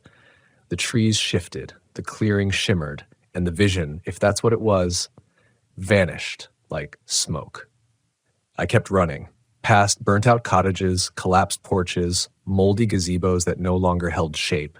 The entire town began to decompose as I moved, fading into ruin, into swamp, into silence, like the illusion only worked if I believed in it. And I didn't anymore, because the more I fought, the more I remembered. The cold, the silence, the blank eyes. This wasn't a paradise. It was a trap, a loop, a beautiful polished net made of memory and longing and warmth. But all it did was devour. I reached the old road, the one with the driftwood sign. It was hanging again, but the letters had changed. They didn't say, "Welcome campers, y la vida." They said, "You can still leave, but she can't." I stood there for a long time, heart pounding, breath ragged. I didn't know if I could make it out. I didn't know if the sign was lying, but I knew I couldn't go back. Not again. I turned and looked behind me. No one there. Just trees, and a faint, aching perfume in the air. Jasmine. I walked until my feet blistered, until the humming faded, until the sky turned real black, not that flat, dreamy twilight, and then I saw the lights of the highway, headlights, tailpipes, the roar of rubber on pavement, and I dropped to my knees and cried. Not for her, not for what I saw, but for how long I almost stayed. I didn't speak for days. When someone eventually found me, an older Cuban couple who pulled over at the side of the highway asking if I was okay, I couldn't tell them anything useful, just shook my head, asked for water, sat in the back of their truck, and tried to remember what real air tasted like. I slept in their guest room for 2 nights. They never pressed me for answers. They just gave me food, clean clothes, silence. It was the first time in weeks I hadn't heard humming when I closed my eyes. But even then, even far away from the Keys, I knew Y La Vida wasn't done with me. The postcard came again, this time delivered directly to the couple's mailbox. Same photo, same message. Only one word had changed. She's waiting. I moved inland, or tried to. I ditched the phone, got rides from truckers, wandered west through orange groves and cracked dirt towns, just trying to put distance between me and the ocean. The farther I got from salt air, the more normal things felt. But some nights I'd wake up in my sleeping bag with sand between my toes. Other times I'd swear I heard her voice whispering just outside my tent flap, calling my name in that sweet, familiar way like she was teasing me to come down for breakfast. It wasn't memory. It wasn't grief. It was reach. That place, that thing, could still reach me, no matter where I went. I finally found an old mechanic's shack near the edge of the Everglades, run by a man named Clay. He didn't ask too many questions, and I didn't offer many answers. I worked for him, cash under the table, mostly alone, rebuilding engines, stripping down old swamp boats, cleaning spark plugs until my hands were permanently blackened. He had an Airstream parked out back, half buried in sawgrass. Said I could sleep there. I did. I locked the door every night, bolted it from the inside. I lined the windows with duct tape and cardboard. I kept salt by the door. Sometimes I'd wake to knocking, never loud, never urgent. Just 3 soft taps on the back hatch. Always 3. Always waiting. I never opened it. One morning, Clay handed me a package. Said it had come from some delivery guy who looked too clean to be local. It was wrapped in brown paper, no return label. Inside, a VHS tape. And a note, written in blocky, unnatural handwriting, "You left something behind." I didn't have a player. But the gas station 5 miles up the road rented old movies out of a dust-covered Redbox knockoff machine, and their manager had one behind the counter. He let me use it. I pushed the tape in, already sweating, static. Then, footage, me and Marissa, inside the van, at night, eating, laughing, a candle flickering between us. I don't remember this night. I don't remember that conversation, but there we were, alive, comfortable. She leaned in, kissed my cheek, and then we both stopped, at the same time. Frozen mid-sentence. Slowly we turned to look at the camera. Our eyes were blank. Not angry, not afraid. just empty. The tape cut out. I smashed it right there in the gas station parking lot. Took a crowbar to the player too. The manager didn't even yell, just watched, slowly reach for the phone to call someone. But I was already gone. Back in the Airstream, I dug through everything I owned, trying to remember what I'd left behind in that town. What part of myself had stayed when the rest of me ran? What hook they still had in me? The answer came at 3:11 a.m. in the form of a whisper through the aluminum shell of the trailer, so faint I almost believed it was wind. You never left. I saw her again 2 weeks later, not in a dream, not in a hallucination. Walking down a gas station aisle in Lakeland, same teal flamingo shirt, same eyes. She turned, saw me, and smiled, but it was too quick, too prepared, like she'd been waiting to be seen. I froze. She walked away without a word, left the store, no car, no bags, just disappeared into the rows of gas pumps like vapor. I followed, but she was gone. Only one thing remained, taped to the inside of the pump glass. She still loves you. I started writing everything down after that. Every dream, every whisper, every impossible moment, not to make sense of it, but to anchor myself, because it was getting harder to tell what was real. The salt kept returning to my clothes, even ones I hadn't worn near the coast. My boots would fill with sand some mornings. The Airstream creaked like waves were brushing its sides. Clay said he never heard it, said I looked sick, that maybe I should go back where I came from, but I couldn't go back, and I couldn't go forward either. I kept thinking of those words on the sign before I left. You can still leave, but she can't. Why her? Why not me? Was it because I tried to resist? Because I broke the illusion? Because I remembered it wasn't real? Or was it something deeper? Was she already part of it before we arrived? Had she heard the humming long before I noticed? Had I been the guest all along and she the host? I tried to track down others. There had to be someone else, someone who'd escaped Isla Vida, someone who'd written about it, posted about it, anything. I searched for phrases like fake towns in the Keys, locals too friendly, vanishing campgrounds, places that feed. Nothing useful, just ghost stories. Until I found a blog, old, archived, titled Salt Wounds, only one post, written in 2002.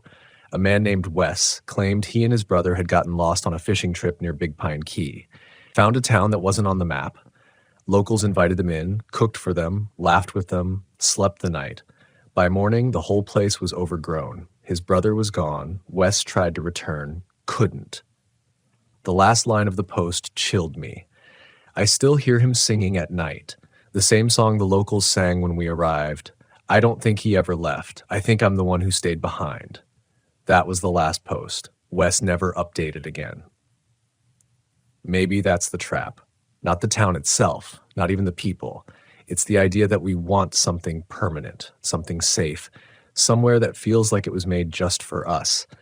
A place where time stops and comfort never ends, even if it means giving up freedom, even if it means forgetting who you are, even if it means becoming part of it. I keep the postcard now, not to remember her, but to remember myself, because I know one day the humming will start again. I'll wake up with salt in my mouth, a knock on the back window, a whisper at the edge of the forest, and the van, my old rust-covered VW, will be parked just where I left it. Engine warm, keys in the ignition, waiting. And the only question will be, will I drive away or finally stay?